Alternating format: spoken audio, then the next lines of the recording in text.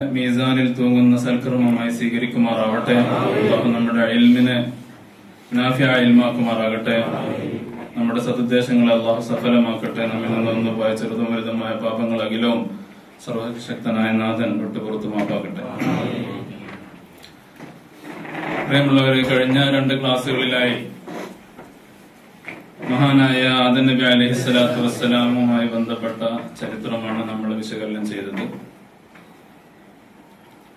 ശീസ അലൈഹിസ്സലാത്തു വസ്സലാമിന് ശേഷം പിന്നീട് വരുന്ന പ്രവാചകനാണ് മഹാനായ ഇദ്രീസ് അലൈഹിസ്സലാത്തു വസ്സലാം. ഇന്ന് ഇൻഷാ അല്ലാഹ് നമ്മൾ ചർച്ച ചെയ്യുന്നത് മഹാനായ ഇദ്രീസ് നബി അലൈഹിസ്സലാത്തു വസ്സലാമിനെ കുറിച്ചും നൂഹ് നബി അലൈഹിസ്സലാത്തു വസ്സലാമിനെ കുറിച്ചും. അല്ലാഹു വിശുദ്ധ ഖുർആനിൽ പറയുന്നു, വദ്കുർ ഫിൽ കിതാബി ഇദ്രീസ ഇന്നഹു കാന സിദ്ദീഖൻ നബിയ്യ വറഫഅനാഹു മകാനൻ അലിയ്യ. സൂറത്ത് മറിയമിൽ ഇദ്രീസ് അലൈഹിസ്സലാത്തു വസ്സലാമിനെ കുറിച്ച് അല്ലാഹു പറയുന്നു, വദ്കുർ ഫിൽ കിതാബി ഇദ്രീസ് നബിയെ നിങ്ങൾ ഓർക്കണം. ഇന്നഹു കാന സിദ്ദീഖൻ നബിയ്യ, വളരെ സത്യസന്ധനായ സത്യസന്ധത പുലർത്തിയിരുന്ന പ്രവാചകനാണ്. വറഫഅനാഹു മകാനൻ അലിയ്യ, മഹാനവർകളെ നാം ഉന്നതമായ സ്ഥാനത്തിലേക്ക് ഉയർത്തിയിട്ടുണ്ട്. മഹാനായ ഇദ്രീസ് നബി അലൈഹിസ്സലാത്തു വസ്സലാം ആദം നബി അലൈഹിസ്സലാത്തു വസ്സലാമിന് ശേഷം ശീസ് നബി അലൈഹിസ്സലാത്തു വസ്സലാമിന് ശേഷം നബുവത്ത് നൽകപ്പെട്ട മൂന്നാമത്തെ നബിയാണ്. മഹാനവർകൾ ആദം നബി അലൈഹിസ്സലാത്തു വസ്സലാമുമായി 380 വർഷം ഒന്നിച്ച് ജീവിച്ചിട്ടുണ്ട്.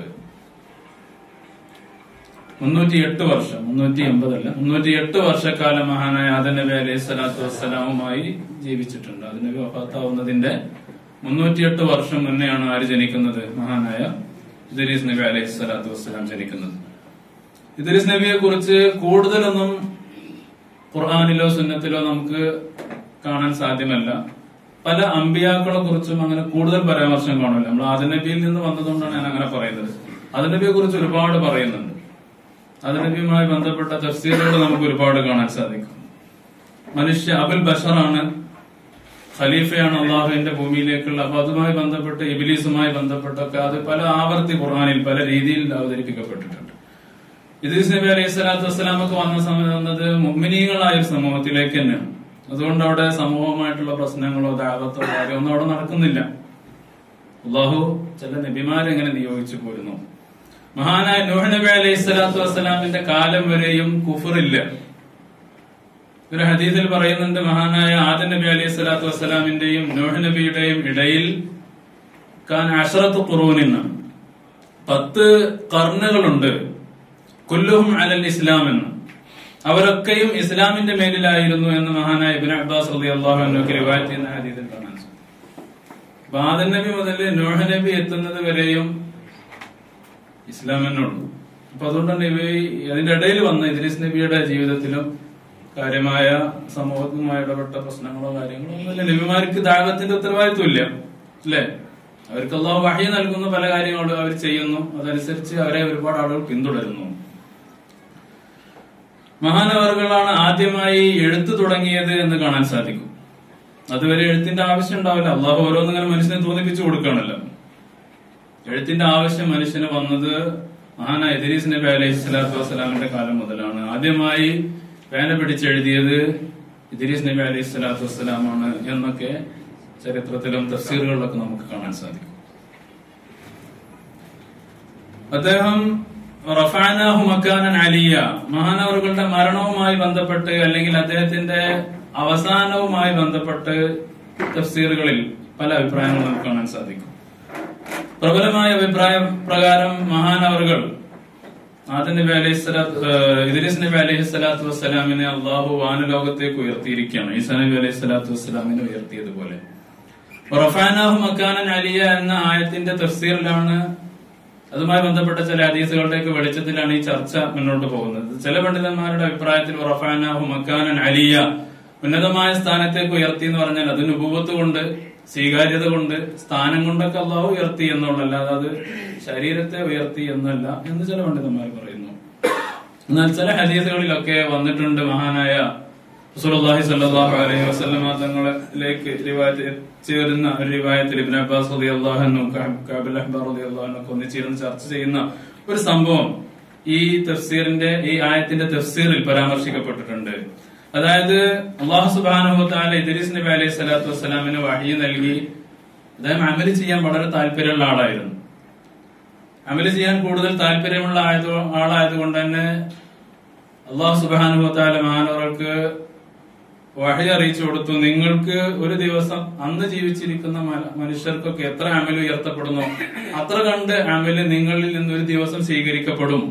അപ്പൊ അത്ര നിങ്ങൾക്ക് അമല് ചെയ്യാനുള്ള അവസരം സ്വീകാര്യത ഞാൻ തരുന്നു എന്ന് പറഞ്ഞപ്പോൾ കൂടുതൽ അമല് ചെയ്യാൻ താല്പര്യം. അങ്ങനെ മലക്കുൽ മൗത്തിനോട് എന്റെ അജലൊന്ന് നീട്ടി തന്ന അത്രയും അമല് ചെയ്യാലോ എന്ന് മാനവറുകൾ ആഗ്രഹിക്കുകയും അങ്ങനെ ഇദ്രീസ് നബി അലൈഹി സ്വലാത്തു വസ്സലാം മലക്കുകളുമായി പരിചയമുള്ള ഒരു മലക്കിനോട് തഫ്സീറിലുള്ള പറഞ്ഞു, എനിക്ക് മലക്കുൽ മൗത്തിനൊന്ന് കണ്ടിട്ട് സംസാരിക്കണം, നമ്മള് സംസാരിക്കാൻ സഹായിക്കുമോ എന്ന് ചോദിച്ചു. അങ്ങനെ ആ മലക്ക് അദ്ദേഹവുമായി പോവുകയും അങ്ങനെ 4-ാം ആകാശത്ത് വെച്ച് മലക്കുൽ മൗത്തുമായി കണ്ടുമുട്ടുകയും അവിടെ വെച്ച് മലക്ക് കാര്യം പറഞ്ഞു. അങ്ങനെ ഇദ്രീസ് അലൈഹി സ്വലാത്തു വസ്സലാങ്ങളോട് കാര്യം പറയാൻ പറഞ്ഞിട്ടുണ്ട്. അദ്ദേഹത്തിന്റെ അമലിൽ നിന്ന് ഓരോ ദിവസവും അന്ന് ജീവിച്ചിരിക്കുന്ന ആളുകളുടെ അത്രയും അമൽ അള്ളാഹു ഉയർത്തി കൊടുക്കും, സ്വീകരിക്കും എന്ന് പറഞ്ഞിട്ടുണ്ട് എന്ന് പറഞ്ഞപ്പോ മഹാനവറുകൾ പറഞ്ഞു, ഞാൻ നോക്കട്ടെ, ഞാൻ എന്റെ അടുത്തല്ലല്ലോ ആയുസിന്റെ തീരുമാനം, എന്റെ റെക്കോർഡിൽ എന്താണെന്ന് നോക്കട്ടെ എന്ന് നോക്കിയപ്പോ മഹാനവറുകൾ പറഞ്ഞു, എന്റെ അടുത്തുള്ളത് ഇദ്രീസ് അലൈഹി സ്വലാത്തു വസ്സലാമിന് 4-ാം ആകാശത്ത് വെച്ച് റൂഹ് പിടിക്കണം എന്നുള്ളതാണ്.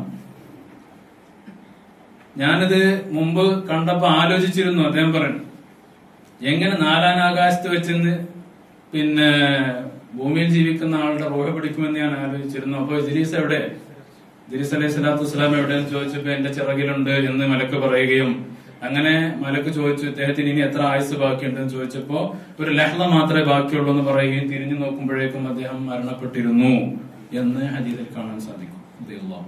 അലൈഹിസ്സലാം. അപ്പൊ അങ്ങനെ 4-ാം ആകാശത്ത് വെച്ച് റൂഹ് പിടിക്കുകയും അവിടെ അല്ലാഹു സുബ്ഹാനഹു വ തആല അദ്ദേഹത്തെ ആ ആകാശത്ത് നിലനിർത്തുകയും ചെയ്തു എന്നാണ് ഈ തഫ്സീർ പ്രകാരം നമ്മൾ മനസ്സിലാക്കുന്നത്. ചില പണ്ഡിതന്മാർ പറയുന്നു വറഫഅനാഹു മക്കാനൻ അലിയ എന്ന് പറഞ്ഞ 4-ാം ആകാശത്തേക്ക് ഉയർത്തി. കാരണം മിഅ്റാജിന്റെ രാത്രിയിൽ റസൂലുള്ളാഹി സ്വല്ലല്ലാഹു അലൈഹി വസല്ലം തങ്ങളെ ഇദ്രീസ് അലൈഹി സ്വലാത്തു വസ്സലാമിനെ 4-ാം ആകാശത്ത് വെച്ച് കാണുകയും സംസാരിക്കുകയും ഇദ്രീസ് നബിയെ സ്വാഗതം ചെയ്യുകയൊക്കെ ചെയ്ത് സ്വഹീഹായ ഹദീസിൽ വന്നിട്ടുണ്ട്. അപ്പോ അന്ന് ഉയർത്തപ്പെട്ടിട്ട് എന്നേക്കുമായി അവിടെ ജീവനോടെ നിലനിൽക്കുകയാണ് എന്ന ഒരു അഭിപ്രായവും പ്രബലമായി തന്നെ നിലനിൽക്കുന്നുണ്ട്. ഏതായാലും 4-ാം ആകാശത്താണ് ഉള്ളത്. പല പണ്ഡിതന്മാരും പറയുന്നത് അദ്ദേഹത്തിന് റൂഹ് അല്ലാഹു പിടിച്ചിട്ടുണ്ട്, പക്ഷെ 4-ാം ആകാശത്തേക്ക് ഉയർത്തിയതിനു ശേഷമാണ്. ഈസാ നബിയെ ഭൂമിയിൽ നിന്ന് ജീവനോടെ ഉയർത്തി ഇന്നും ജീവിച്ചിരിക്കുന്നു. ഇദ്രീസ് അലൈഹി സ്വലാത്തു വസ്സലാമിനെ ജീവനോടെ ഉയർത്തി ആകാശത്ത് വെച്ച് റൂഹ് പിടിച്ച് അവിടെ അള്ളാഹു നിലനിർത്തിയിരിക്കുകയാണ്. ചില പണ്ഡിതന്മാർ എന്തും പറയുന്നു, മരണത്തിന്റെ വേദനയും മരണവും മനസ്സിലാക്കി കൊടുത്ത് വീണ്ടും അള്ളാഹു അദ്ദേഹത്തിന് റൂഹ് നൽകിയിട്ടാണ് അവിടെ ജീവിച്ചുകൊണ്ടിരിക്കുന്നത്. അങ്ങനെ 3 അഭിപ്രായങ്ങൾ ഈ വിഷയത്തിലുണ്ട്. ഏതായാലും 4-ാം ആകാശത്താണ് ആരുള്ളത്, മഹാനായ ഇദ്രീസ് നബി അലൈഹി സ്വലാത്തു വസ്സലാം ഉള്ളത്. ഇത്തരം കാര്യങ്ങളാണ് മഹാനായ ഇദ്രീസ് നബി അലൈഹി സ്വലാത്തു വസ്സലാമുമായി ബന്ധപ്പെട്ട് ഖുർആനിൽ നിന്നും ഹദീസിൽ നിന്നും നമുക്ക് മനസ്സിലാക്കാനുള്ളത്. ഇൻഷാ അല്ലാഹ് നമുക്കടുത്ത് നൂഹ് നബി അലൈഹി സ്വലാത്തു വസ്സലാമിലേക്ക്.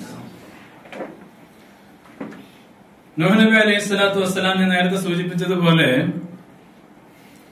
ആദം നബി അലൈഹി സ്വലാത്തു വസ്സലാമിന്റെ കാലശേഷമാണ് നൂഹ് നബി ജനിക്കുന്നത്.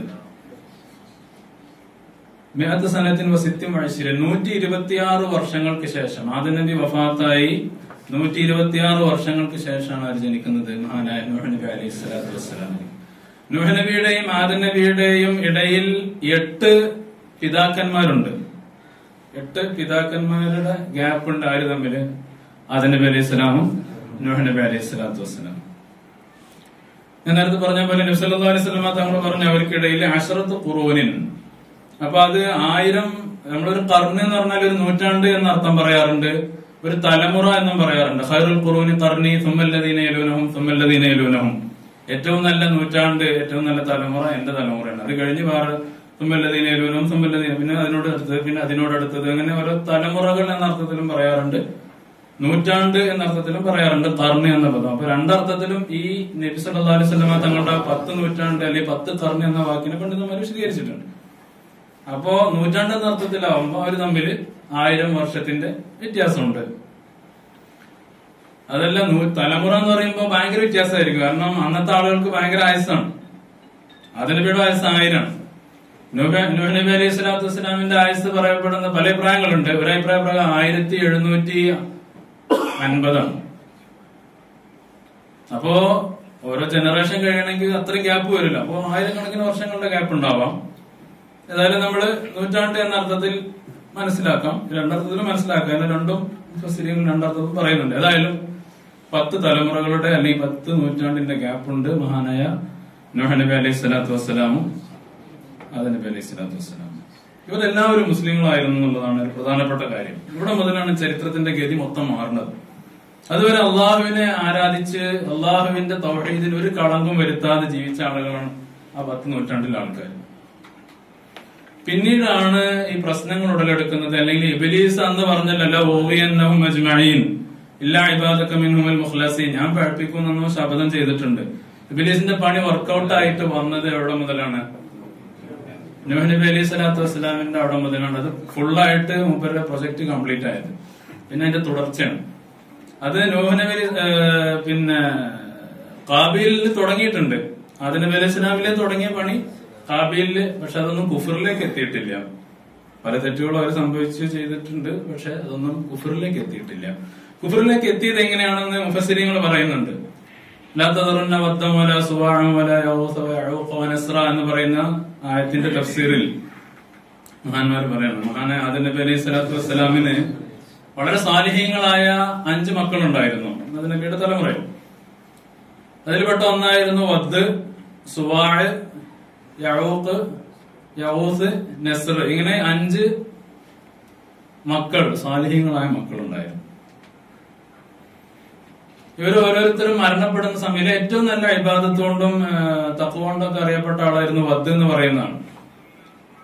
ഈ വദ് സമൂഹത്തില് അംഗീകാരമുള്ള ആളുകൾ പിൻപറ്റുന്ന തഖ്വ കൊണ്ട് അറിയപ്പെട്ട ആളായിരുന്നു. അങ്ങനെ അദ്ദേഹം മരണപ്പെട്ടപ്പോ അതേപോലെ മറ്റു ആളുകൾ യഊസ്, യഊഖ്, നസ്ർ എന്നൊക്കെ പറയുന്ന ഈ മക്കളൊക്കെ മരണപ്പെട്ടപ്പോ സ്വാഭാവികമായിട്ടും നമ്മളൊക്കെ നമ്മുടെ നേതാക്കന്മാർ ആരെയും മരിച്ചാൽ നമ്മളിൽ അറിയപ്പെട്ട ആലിമായ തഖ്വയിലൊക്കെ അറിയപ്പെട്ട മരിച്ചാൽ നമുക്ക് സങ്കടം ഉണ്ടാവും, സ്നേഹിക്കുന്നവർ.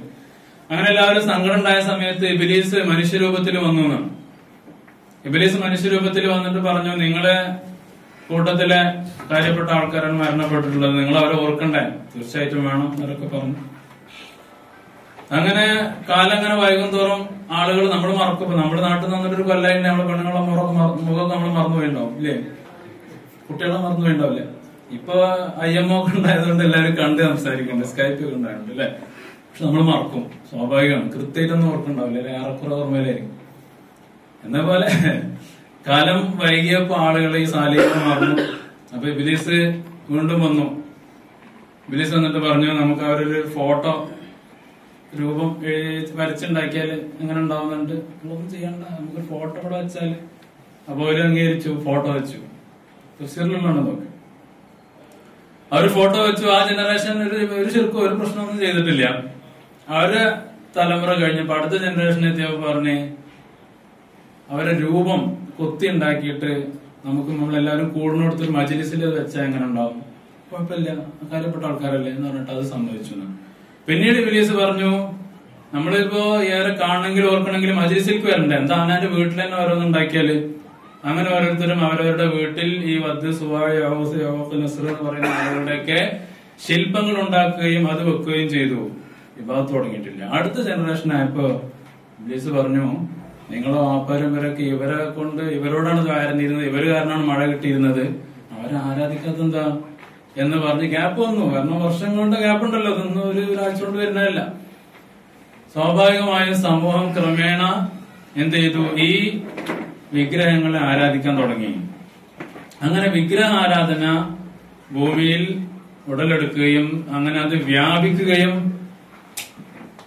സമൂഹത്തിലെ വലിയൊരു ശതമാനം ആളുകളും വിഗ്രഹാരാധകരായി മാറുകയും ചെയ്യുന്ന സമയത്താണ് മഹാനായ നൂഹ് നബി അലൈഹി സ്വലാത്തു വസ്സലാമിന് അള്ളാഹു വഹി നൽകി. ആദ്യത്തെ മുർസല് മഹാനായ നൂഹ് നബി അലൈഹി സ്വലാത്തു വസ്സലാം. ആദ്യത്തെ മുർസൽ മഹാനായ നൂഹ് നബി അലൈഹി സ്വലാത്തു വസ്സലാം. ഇന്നാ ഔഹൈനാ ഇലൈക കമാ ഔഹൈനാ ഇലാ നൂഹിൻ വല്ലദീന മിൻ ബഅദി. നൂഹ് നബിയിലേക്കും ശേഷം വന്ന പ്രവാചകരിലേക്കൊക്കെ നൽകപ്പെട്ടതുപോലുള്ള വഹയാണ് നിങ്ങൾക്ക് നൽകുന്നത് എന്ന് പറയുന്നു. അപ്പൊ അതിന്റെ തഫ്സീറിൽ പണ്ഡിതന്മാർ പറയണം, അവലു മുർസലിൻ അല്ലെങ്കിൽ ഇത്തലാത്തതാരാണ് മഹാനായ നൂഹ് നബി അലൈഹി സ്വലാത്തു വസ്സലാം സമൂഹത്തിലേക്ക് ഇറങ്ങിയതും പ്രവർത്തിച്ചൊക്കെ വരാൻ പോകുന്നുണ്ട്. അപ്പൊ അങ്ങനെയാണ് അതിന്റെ തുടക്കം. ഇത് പല റിവായത്തുകളിലായി വന്നിട്ടുണ്ട്. ഈ സംഭവങ്ങളൊക്കെ ഇങ്ങനെ വിഗ്രഹാരാധന ഉടലെടുത്തത് കൊണ്ടാണ് മഹാനബി നബി അലൈഹി സ്വലാത്തു വസ്സലാമിന് അള്ളാഹു റിസാലത്ത് നൽകി പറഞ്ഞയച്ചത്. റസൂലുള്ളാഹി സ്വല്ലല്ലാഹു അലൈഹി വസല്ലം തങ്ങളുടെ ഹിജ്റയുടെ ആദ്യഘട്ടത്തില് മഹദിയായ ഉമ്മു സലമ റളിയല്ലാഹു തആല അൻഹ, ഉമ്മു ഹബീബ റളിയല്ലാഹു തആല അൻഹ ഇവരൊക്കെ ഹബശയിലേക്ക് ഹിജ്റ പോയിരുന്നു. ഹബശയിൽ ഹിജ്റ പോയപ്പോൾ അവിടെ ക്രിസ്ത്യാനിറ്റിയാണ് ഉള്ളത്. ജസീറത്തുൽ അറബിൽ വിഗ്രഹാരാധന വളരെ അപൂർവമായ സമയങ്ങളിൽ മാത്രം ഒറ്റപ്പെട്ടേ ഉണ്ടായിട്ടുള്ളൂ. പക്ഷെ അതൊരു സ്ഥിരം സംവിധാനമായി ലോകത്തിന്റെ പല ഭാഗത്തും ഉണ്ട് പണ്ട് മുതലേ. ബാബിലോണിയയിൽ, പിന്നെ എത്യോപ്യ, റസൂലുള്ളാഹിന്റെ കാലത്ത് അവിടെയൊക്കെ. അപ്പൊ അവിടെ ചെന്നപ്പോ അവര് ഈ ചർച്ചകളിലൊക്കെ കണ്ടു മറിയമിന്റെയും അതുപോലെ തന്നെ ഈസാ നബിയുടെയും ഒക്കെ അതുപോലെ തന്നെ പല ആൾക്കാരെയും വിഗ്രഹങ്ങളും കൊത്തുപണികളൊക്കെ കണ്ട് ആർക്ക് കൗതുകം തോന്നി. മഹദിയായ ഉമ്മു സലമ ബീവിക്കും ഉമ്മു ഹബീബ റളിയല്ലാഹു തആല അൻഹക്കൊക്കെ കൗതുകം കണ്ടിട്ട് നബി സല്ലല്ലാഹു അലൈഹി വസല്ലം നമ്മളോട് പറഞ്ഞു, അവര് നല്ല രസമുണ്ട് അവരെ കൊത്തുപണി എന്നൊക്കെ കാണാനെന്ന് പറഞ്ഞു. അപ്പൊ റസൂലുള്ളാഹി സ്വല്ലല്ലാഹു അലൈഹി വസല്ലം തങ്ങൾ അവർക്ക് കഥ പറഞ്ഞു കൊടുത്തു. ഉലൈക ഇദാ മാത ഫീഹിം റജുലു സ്വാലിഹ് ബനു അലാ ഖബ്രിഹി മസ്ജിദൻ ثم صوروا فيه تلك الصورة ഉലൈക ശിറാറുൽ ഖൽഖി ഇൻദല്ലാഹ്. സഹീഹ് ബുഖാരിയിലും മുസ്ലിമിലും സ്ഥിരപ്പെട്ട ഹദീസാണ്. റസൂലുള്ളാഹി സ്വല്ലല്ലാഹു അലൈഹി വസല്ലം തങ്ങൾ പറഞ്ഞു, അവരുടെ ഇടയിലൊക്കെ ഒരു നല്ല മനുഷ്യന് മരിച്ചാൽ പിന്നെ അയാളുടെ ഖബറ് അമ്പലമാക്കി മാറ്റും. പിന്നെ ആ മരിച്ച ആളെ ആരാധിക്കാൻ തുടങ്ങും. ഉലൈക ശിറാറുൽ ഖൽഖി ഇൻദല്ലാഹ്. അല്ലാഹുവിന്റെ അടുത്ത് ഏറ്റവും മോശപ്പെട്ട ആളുകളാണ് ഈ പിന്നെ ഖബറുകളെ പൂജിക്കുന്ന, അവിടെ അമ്പലമായി മാറ്റുന്ന ആളുകൾ എന്ന് റസൂലുള്ളാഹി സ്വല്ലല്ലാഹു അലൈഹി വസല്ലം പറഞ്ഞു. മഹാനായ നൂഹ് നബി അലൈഹി സ്വലാത്തു വസ്സലാമാണ് ആദ്യത്തെ റസൂല് എന്നതിന് തെളിവായി ഒരു ഹദീസ് നമുക്ക് കാണാൻ സാധിക്കും. ഖിയാമത്ത് നാളിൽ എല്ലാവരും ഓരോ പ്രവാചകന്മാരിലേക്ക് ചെല്ലുന്ന കൂട്ടത്തിൽ നൂഹ് നബി അലൈഹി സ്വലാമിന്റെ അടുത്തും ചെല്ലും. അപ്പോ ജനങ്ങൾ പറയും, അൻത അവ്വലുർ റുസുലി ഇലാ അഹ്ലിൽ അർളി വസമ്മാകല്ലാഹു അബ്ദൻ ശകൂറ. അൻത അവ്വലുർ റുസുലി ഇലാ അഹ്ലിൽ അർള്. ഭൂമിയിലേക്ക് വന്ന ആദ്യത്തെ റസൂലാണ് എന്ന് ജനങ്ങൾ പറയും എന്ന് റസൂലുള്ളാഹി സ്വല്ലല്ലാഹു അലൈഹി വസല്ലം. അപ്പൊ ഈ ഹദീസ് കൊണ്ടും അതുപോലെ നേരത്തെ പറഞ്ഞ ആയത്ത് കൊണ്ടും ഒക്കെ മഹാനായ നൂഹ് നബി അലൈഹി സ്വലാത്തു വസ്സലാമാണ് ആദ്യത്തെ റസൂല് എന്ന് നമുക്ക് മനസ്സിലാക്കാൻ സാധിക്കും. നൂഹ് നബി അലൈഹി സ്വലാത്തു വസ്സലാം വളരെ കഷ്ടപ്പെട്ടാണ് ദഅവത്തിലേക്ക് വന്നത്. നൂഹ് നബി അലൈഹി സ്വലാത്തു വസ്സലാമിന് നുബുവത്ത് കിട്ടിയത് 50-ാം വയസ്സിലാണെന്ന് അഭിപ്രായമുണ്ട്, 460-ലാണെന്ന് അങ്ങനെ അഭിപ്രായമുണ്ട്. കാരണം വയസ്സ് സുദീർഘാണല്ലോ, അന്നത്തെ ആൾക്കാർക്കും അങ്ങനെയാണ്. അപ്പൊ അവർക്കിടയിൽ കുറെ കാലം ജീവിച്ച് അവരുടെതൊക്കെ മനസ്സിലാക്കിയതിന് ശേഷമാണ്. അപ്പൊ അങ്ങനെ രണ്ടഭിപ്രായങ്ങളുണ്ട്. ഏതായാലും വളരെ കഷ്ടപ്പെട്ടാണ് മഹാനായ നൂഹ് നബി അലൈഹി സ്വലാത്തു വസ്സലാം ദഅവത്ത് നടത്തിയത്. ഖാല റബ്ബി ഇന്നി ദഅവ്തു ഖൗമി ലൈലൻ വനഹാറ ഫലം യസിദ്ഹും ദുആഇ ഇല്ലാ ഫിറാറ വഇന്നി കുല്ലമാ ദഅവ്തുഹും ലിതഗ്ഫിറ ലഹും ജഅലു അസാബിഅഹും ഫീ ആദാനിഹിം വസ്തഗ്ശൂ സിയാബഹും وأصروا واستكبروا استكبارا ثم إني دعوتهم جهارا ثم إني أعلنت لهم وأسررت لهم إسرارا فقلت استغفروا ربكم إنه كان غفارا يرسل السماء عليكم مدرارا ويمددكم بأموال وبنين ويجعل لكم جنات ويجعل لكم أنهارا ما لكم لا ترجون لله وقارا. എന്നൊക്കെ പറഞ്ഞ് നൂഹ് നബിയുടെ ആ പ്രബോധനത്തിന്റെ എന്താ പറയാ പല രൂപങ്ങൾ ഖുർആൻ വിശദീകരിക്കുന്നുണ്ട്. നൂഹ് നബി പറഞ്ഞു 950 വർഷക്കാലാണ് നൂഹ് നബി അലൈഹി സ്വലാത്തു വസ്സലാം ദഅവത്ത് ചെയ്തത് അല്ലെ. ഫലബിസ ഫീ ഖൗമിഹി അൽഫ സനത്തിൻ ഇല്ലാ 50 ആമ. 1000 വർഷം, ഇന്ന് 50 കുറവ് എന്ന് പറഞ്ഞാൽ 950 വർഷമാണ് മഹാനായ നൂഹ് നബി അലൈഹി സ്വലാത്തു വസ്സലാം ദഅവത്ത് നടത്തി. ഇനി ദഅവത്ത് ഖൗമി ലൈലൻ വനഹാറ, രാവും പകലും 24 മണിക്കൂർ ഞാൻ ദഅവത്ത് നടത്തിയിട്ടുണ്ട്. ഫലം യസിദ്ഹും ദുആഇ ഇല്ലാ ഫിറാറ. എത്ര ക്ഷണിച്ചിട്ടും അവരൊക്കെ ഓടിപ്പോവാണ് ചെയ്തത്. വഇന്നി കുല്ലമാ ദഅവ്തുഹും ലിതഗ്ഫിറ ലഹും ജഅലു അസാബിഅഹും ഫീ ആദാനിഹിം വസ്തഗ്ശൂ സിയാബഹും വഅസറു വസ്തക്ബറു ഇസ്തിക്ബാറ.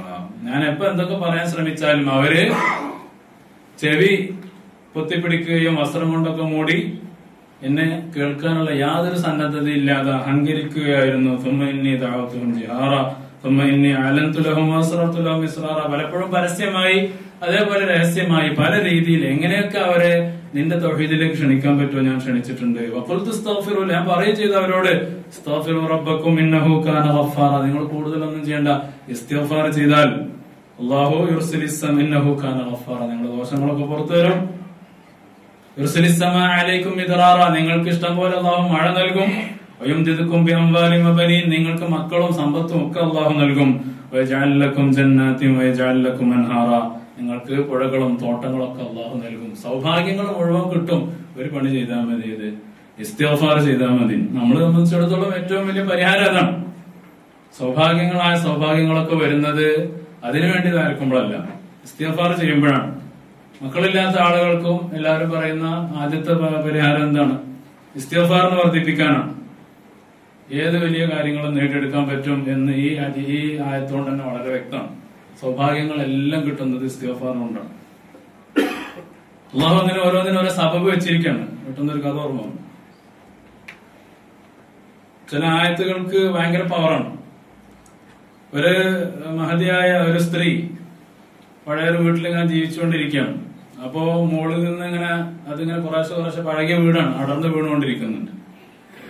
അപ്പൊ ആ സ്ത്രീ ഇവരെ എഴുത്തെഴുതിയിട്ട് ആ ഒരു വിള്ളല് വന്ന ഭാഗത്ത് തിരികെ വെച്ചു എന്നാണ്. തിരികെ വെച്ചതിന് ശേഷം ആ സ്ത്രീ 20 വർഷം, പൊളിഞ്ഞാടാനേ വീടാണ്, 20 വർഷം ആ വീട്ടിൽ ജീവിച്ചു എന്നാണ്. അപ്പൊ ഈ സംഭവം ആർക്കറിയാം? മക്കൾക്കൊക്കെ അറിയാം. അമ്മ അങ്ങനെ എഴുതി വെച്ചതുകൊണ്ടാണ് എന്നുള്ള അവർക്ക് അറിയണമെന്നുണ്ട്. അങ്ങനെ അമ്മ വഫാത്തായതിനു ശേഷം ഒരു മകൻ എന്ത് ചെയ്തു? ഇതെന്താന്ന് അറിയാൻ വേണ്ടി ആ പേപ്പർ എടുക്കലും ഫഖറ അലൈഹി മുസ്സഖഫ്, ആ വീട് പൊളിഞ്ഞാടിയെന്നാണ്. അങ്ങനെ പൊളിഞ്ഞാടിന്റെ ഇടയിൽ നിന്ന് എന്ത് ചെയ്തു? ഈ കടലാസ് പൊളിച്ച് എന്താന്ന് പറയണല്ലോ. അപ്പൊ അതിലൊരു ആയത്ത് എഴുതി വെച്ചിരിക്കുകയാണ്. ഇന്നല്ലാഹ യുംസിക്കു സ്സമാവാതി വൽ അർള അൻ തസൂല വലഇൻ സാലതാ ഇൻ അംസകഹുമാ മിൻ ബഅദിഹി. ഒരായത്ത്, അതായത് അല്ലാഹു സുബ്ഹാനഹു വ തആലയാണ് ആകാശഭൂമികളെ താങ്ങി നിർത്തുന്നത്. അത് അല്ലാഹു താങ്ങണ്ടെന്ന് വിചാരിച്ചാൽ പിന്നെ അതൊരാൾക്കും താങ്ങാൻ കഴിയില്ല. അള്ളാഹുവിനോട് മനസ്സിലാക്കണം. അതാണ് ശരിക്കുള്ള മനസ്സിലാക്കലെന്നാണ്. ആകാശഭൂമിനെ താങ്ങാൻ കഴിയുന്ന റബ്ബിന് എന്തുകൊണ്ട് എന്റെ വീട് താങ്ങിക്കൂടാ? എഴുതി അവിടെ വെച്ചു, അവിടെ നിന്നു. സുബ്ഹാനല്ലാഹ്. അതേപോലെ ഓരോന്നിനും അങ്ങനെയാണ്. നമ്മളെങ്ങനെ മനസ്സിലാക്കുന്നു എന്നുള്ളതിനനുസരിച്ചാണ് റബ്ബ് അന ഇൻദല്ലി അബ്ദി ബി എന്നാണ്. എന്നെ കുറിച്ച് നിങ്ങൾ എങ്ങനെ വിചാരിക്കണം, ഞാൻ അവിടെ ഉണ്ടെന്നാണ്. വല്ലാത്ത സംഭവമാണ്. മഹാനായ സക്കരിയ നബി അലൈഹി സ്വലാത്തു വസ്സലാം റബ്ബി ലാ തദർനി ഫർദൻ വഅൻത ഖൈറുൽ വാരിസീൻ ദുആ ചെയ്യാൻ പറഞ്ഞു അല്ലേ? എന്നെ ഒറ്റക്കാക്കല്ലേ, എനിക്ക് സന്തതികളെ തരണേ. ഈ ദുആ 40 തവണ സുജൂദിൽ ചൊല്ലിയാല് മക്കളുണ്ടാവും ഉറപ്പാണെന്ന് ചില പണ്ഡിതന്മാർ പറയുന്നത് ഞാൻ കേട്ടിട്ടുണ്ട്. റബ്ബി ലാ തദർനി ഫർദൻ വഅൻത ഖൈറുൽ വാരിസീൻ. ആ വിശ്വാസമാണ്. ആ ആയത്തിന്റെ അർത്ഥം അതാണ് എന്ന് മനസ്സിലാക്കിയാൽ പിന്നെ റബ്ബ് സാധിപ്പിച്ചു തരും. അപ്പോ റബ്ബക്കും അവിടെ പോയത് അല്ലെ? റബ്ബക്കും. അപ്പൊ നമ്മൾ ഇസ്തിഗ്ഫാർ ചെയ്യുമ്പോൾ നമ്മുടെ മനസ്സിൽ ഇത് വേണം, എന്റെ കാര്യങ്ങളൊക്കെ റബ്ബ് നടത്തി തരും, എന്റെ ദോഷം പൊറുക്കാൻ മാത്രം പറഞ്ഞാൽ മതി എന്ന നെയ്യത്തോടു കൂടി പറഞ്ഞാൽ സമ്പത്തും സമൃദ്ധിയും മക്കളും എല്ലാ സൗഭാഗ്യങ്ങളും അല്ലാഹു നൽകുമാറാകട്ടെ. അപ്പോ ഇങ്ങനെ പല രീതിയിലും മഹാനായ നൂഹ് നബി അലൈഹി സ്വലാത്തു വസ്സലാം അവരൊക്കെ ക്ഷണിച്ചെങ്കിലും അവരുടെ പ്രതികരണം വളരെ വളരെ നെഗറ്റീവായ അല്ലെങ്കിൽ വളരെ പിന്തിരിപ്പനായ മറുപടികൾ അവർ പറയും. ബുദ്ധിയുക്തിയൊന്നുമല്ല അവർ നേരിട്ടത്.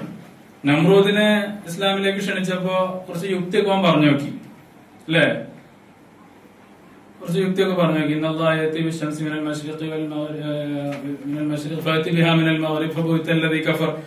ഇബ്രാഹിം നബിയുമായിട്ട് കുറച്ച് യുക്തിയില് അവനോട് സംസാരിച്ചപ്പോ ആരാണ് അള്ളാഹു എന്നൊക്കെ ചോദിച്ചപ്പോ അള്ളാഹുവിനെ കുറിച്ച് പറഞ്ഞ കൂട്ടത്തില് പറഞ്ഞു, അള്ളാഹു കിഴക്കിൽ നിന്ന് സൂര്യനെ കൊണ്ടുവരുന്നു, ഉദിപ്പിക്കുന്നു, നിനക്ക് കഴിയുമെങ്കിൽ അതിനെ പടിഞ്ഞാറുന്ന് കൊണ്ടുവരാൻ പറ്റുമോ എന്ന് ചോദിച്ചപ്പോ ഒരു കൈ മറുപടി ഒന്നുമില്ല അല്ലെ? ഇപ്പൊ ബുഹിത്തല്ലത് ഈ കഫർ.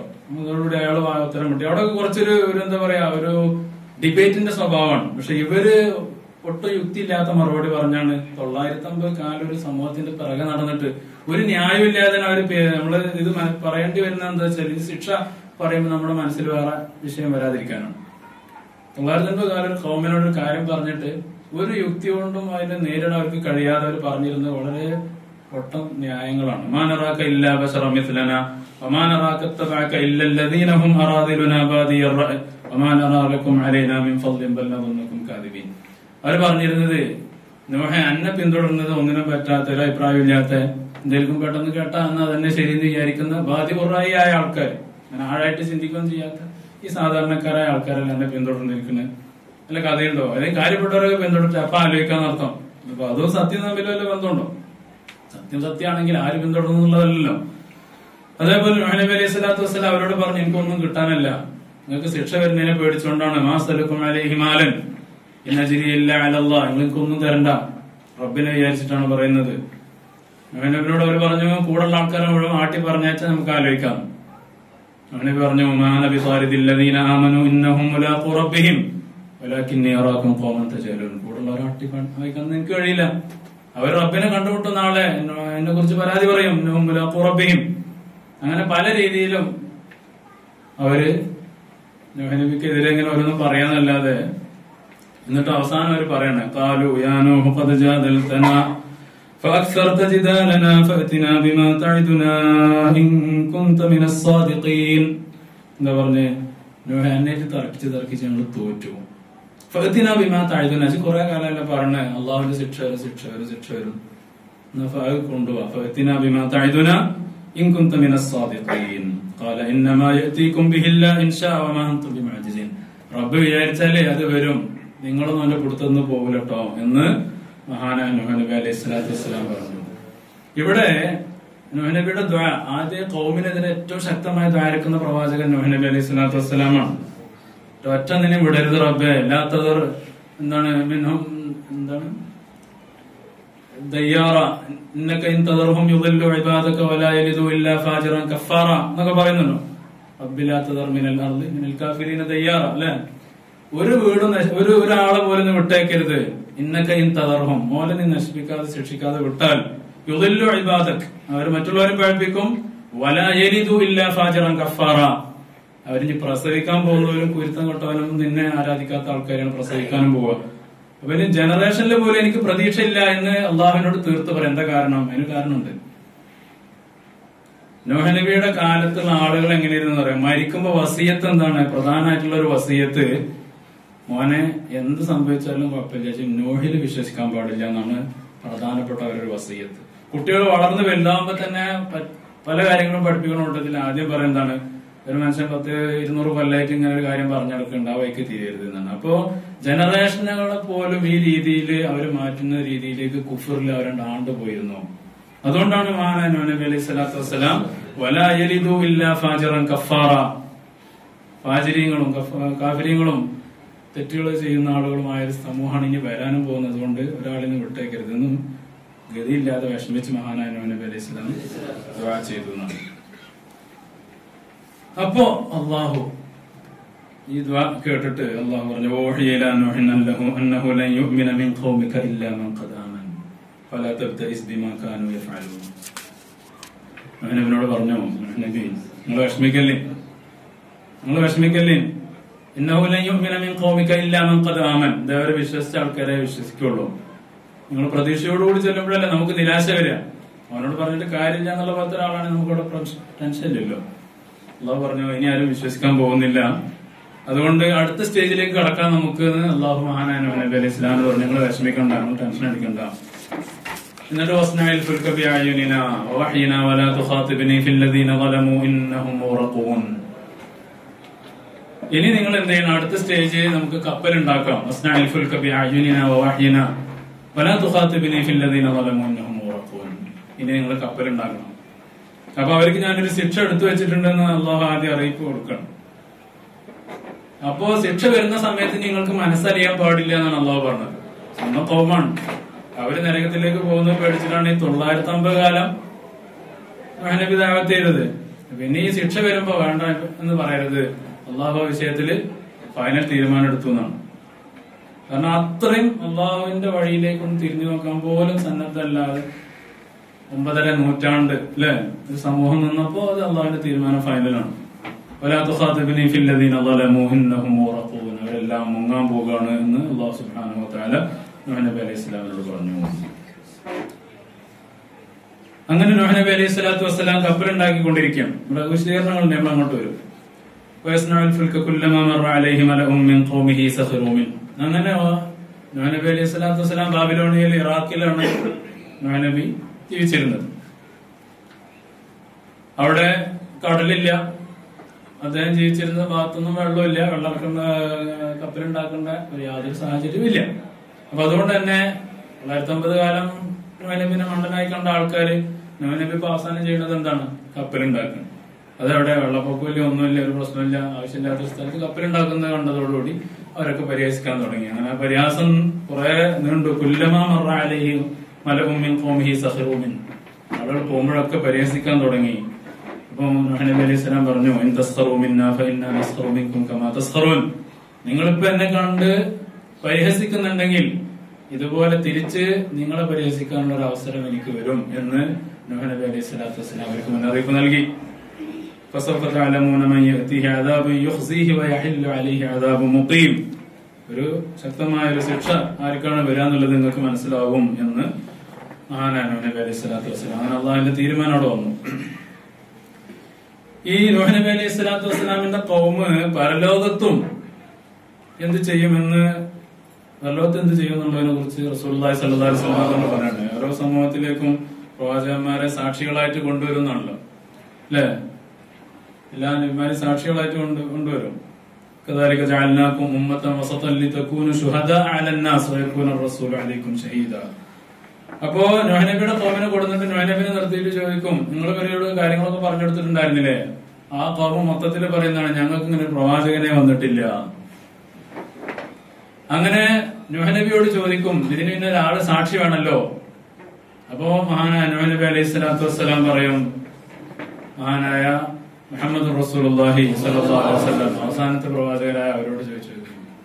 അങ്ങനെ മഹാനായ റസൂലുള്ളാഹി സ്വല്ലല്ലാഹു അലൈഹി വസല്ലം തങ്ങളെ കൊണ്ടുവരികയും അങ്ങനെ നബി തങ്ങൾ സാദിഖുൽ മസ്ദൂഖായ നബി തങ്ങൾ പറയും, ഇങ്ങനെ ഒരു ഖൗമ് വന്നിട്ടുണ്ട്, ആ ഖൗമിലേക്ക് നിയോഗിക്കപ്പെട്ട പ്രവാചകനാണ് നൂഹ് നബി അലൈഹി സ്വലാത്തു വസ്സലാം എന്ന് റസൂലുള്ളാഹി സ്വല്ലല്ലാഹു അലൈഹി വസല്ലം തങ്ങൾ ആ ഖൗമിന് നൂഹ് നബിക്ക് അനുകൂലമായി സാക്ഷി നിൽക്കുന്ന ഒരു സാഹചര്യം ഖിയാമത്ത് നാളിൽ വരാറുണ്ട്. അത്രമാത്രം അവര് 950 വർഷം ഒരാളെ കണ്ടിട്ട് അത് ഞങ്ങൾ കണ്ടിട്ടില്ല എന്ന് പറയുന്ന അത്രമാത്രം ധിക്കാരത്തിലാണ് ആ സമൂഹത്തിന്റെ പുനർജന്മം പോലും എന്ന് റസൂലുള്ളാഹി സ്വല്ലല്ലാഹു അലൈഹി വസല്ലം തന്നെ പറയും. പിന്നെ നൂഹ് നബി അലൈഹി സ്വലാത്തു വസ്സലാമിനോട് കപ്പലുണ്ടാക്കാൻ പറഞ്ഞിട്ട് ആ വഹയി ലഭിച്ചത് മുതൽ നൂഹ് നബിനോട് പറഞ്ഞു, നിങ്ങള് മരം നട്ടുപിടിപ്പിക്കണം എന്ന് പറഞ്ഞു. അങ്ങനെ 100 വർഷക്കാലം നൂഹ് നബി അലൈഹി സ്വലാത്തു വസ്സലാം മരം നട്ടുപിടിപ്പിച്ചു എന്നാണ് സൂറണ്ടല്ലോ. അപ്പൊ ഒരു മരം വളർന്ന് അതിന്റെ പൂർണ്ണതയിലേക്ക് എത്തി. എത്ര വലുപ്പത്തിലുള്ള കപ്പലാണ് അള്ളാഹു ഉദ്ദേശിച്ചത് അതിനനുസരിച്ചുള്ള മരങ്ങൾ വേണം, തടി വേണം. അങ്ങനെ 100 വർഷക്കാലം മഹാനായ നൂഹ് നബി അലൈഹി സ്വലാത്തു വസ്സലാം മരങ്ങൾ നട്ടുപിടിപ്പിക്കുകയും അങ്ങനെ 100 വർഷം ആയപ്പോ അള്ളാഹുവിന്റെ കൽപ്പന പ്രകാരം എന്നാണല്ലോ, എന്റെ മേൽനോട്ടത്തിലും എന്റെ നിർദ്ദേശത്തിലും നിന്നാണ്, മലക്കുകളുടെ ഒക്കെ സഹായത്തോടു കൂടി. കപ്പൽ മുമ്പില്ല, ഒരു മോഡലില്ല. ആദ്യമായിട്ട് വലിയൊരു കപ്പലാണ് ഉണ്ടാക്കാൻ പോകുന്നത്. അതിന്റെ വലിപ്പം പല പണ്ഡിതന്മാരും പല അഭിപ്രായങ്ങൾ പറഞ്ഞിട്ടുണ്ട്. 300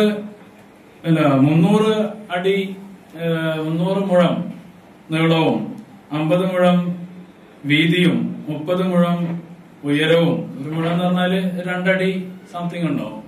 അപ്പൊ അതിന്റെ നീളം നിങ്ങൾ സങ്കല്പിച്ചാൽ 300, 50, 30 അത്യാവശ്യം നല്ല വലുപ്പത്തിലുണ്ടാവും. പല അഭിപ്രായങ്ങളുണ്ട്. 1200, 600, 30 അങ്ങനെ അഭിപ്രായമുണ്ട്.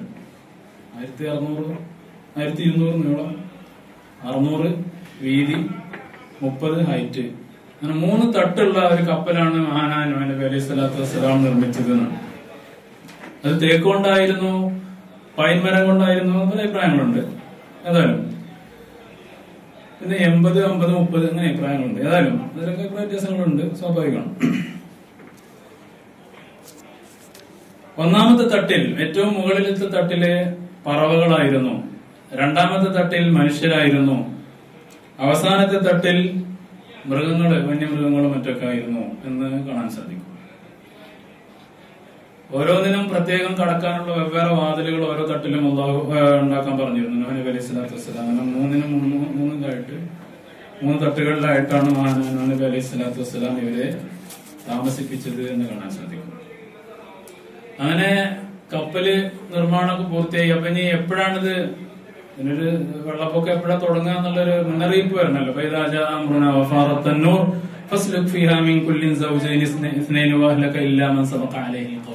അങ്ങനെ അള്ളാഹുവിന്റെ കൽപ്പന വന്നു. ഒരു അടയാളമായി പല തഫ്സീറുകളുണ്ട് വഫാറത്ത് തന്നൂർ എന്ന് പറഞ്ഞാൽ, അതായത് അള്ളാഹു ആകാശത്തോട് മഴ വർഷിക്കാൻ പറഞ്ഞു, ഭൂമിയോട് ഉറവ പൊട്ടിക്കാനും പറഞ്ഞു. അങ്ങനെ ഭൂമിയിൽ നിന്ന് എല്ലാ ഉറവകളും കവിഞ്ഞൊഴുകി. ആകാശത്ത് നിന്ന് നിർത്താതെ അള്ളാഹു മഴ വർഷിച്ചു. അങ്ങനെ ഭൂമി മുഴുവനും വെള്ളം കൊണ്ട് ആകെ വെള്ളപ്പൊക്കം ഉണ്ടായി.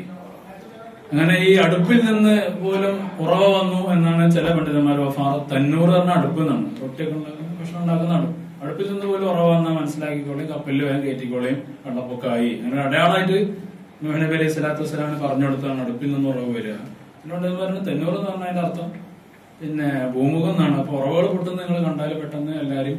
അപ്പൊ ഓരോ ഇനത്തിൽ നിന്നും മൃഗങ്ങളിൽ നിന്നും പറവകളിൽ നിന്നൊക്കെ ഓരോ ഇണകളെ ഈ കപ്പലിൽ കയറ്റാൻ പറഞ്ഞിരുന്നു. അതിന്റെ വംശനാശം സംഭവിക്കാതിരിക്കാൻ വേണ്ടിയാണ്. അത് അള്ളാഹിന്റെ ഒരു വഹ്യ് പ്രകാരമാണ്. മലക്കുകളാണ് ഇതിന്റെ പണിക്കാരും ഇതിന്റെ പ്രോഗ്രാമും ഡിസൈനും കാര്യങ്ങളൊക്കെ അവരാ ചെയ്യുന്നത്. അപ്പൊ അവർക്ക് ഈ മൃഗങ്ങളെ ഫുള്ളിലേക്ക് കയറ്റാന്നുള്ളത് അള്ളാഹിന്റെ കൽപ്പന പ്രകാരം നടത്തുന്ന ഒരു പുതിയ ഭൂമി മൊത്തം കഴുകി വൃത്തിയാക്കണം. അപ്പോ ഈ മൃഗങ്ങളൊക്കെ അള്ളാഹിനനുസരിച്ച് വഴങ്ങുന്ന രീതിയിലാക്കിയിട്ട് ഇതിനകത്ത് കയറ്റി. അതിനുള്ളിൽ കുറെ സംഭവങ്ങളും കഥകളൊക്കെ ഉണ്ട്. എല്ലാം ഒന്നും പ്രസക്തല്ല. അപ്പോ അങ്ങനെ ഇവരെല്ലാം കയറി അങ്ങനെ കപ്പല് യാത്രയായി. ബിസ്മില്ലാഹി മജ്റഹ വ മുർസാഹ.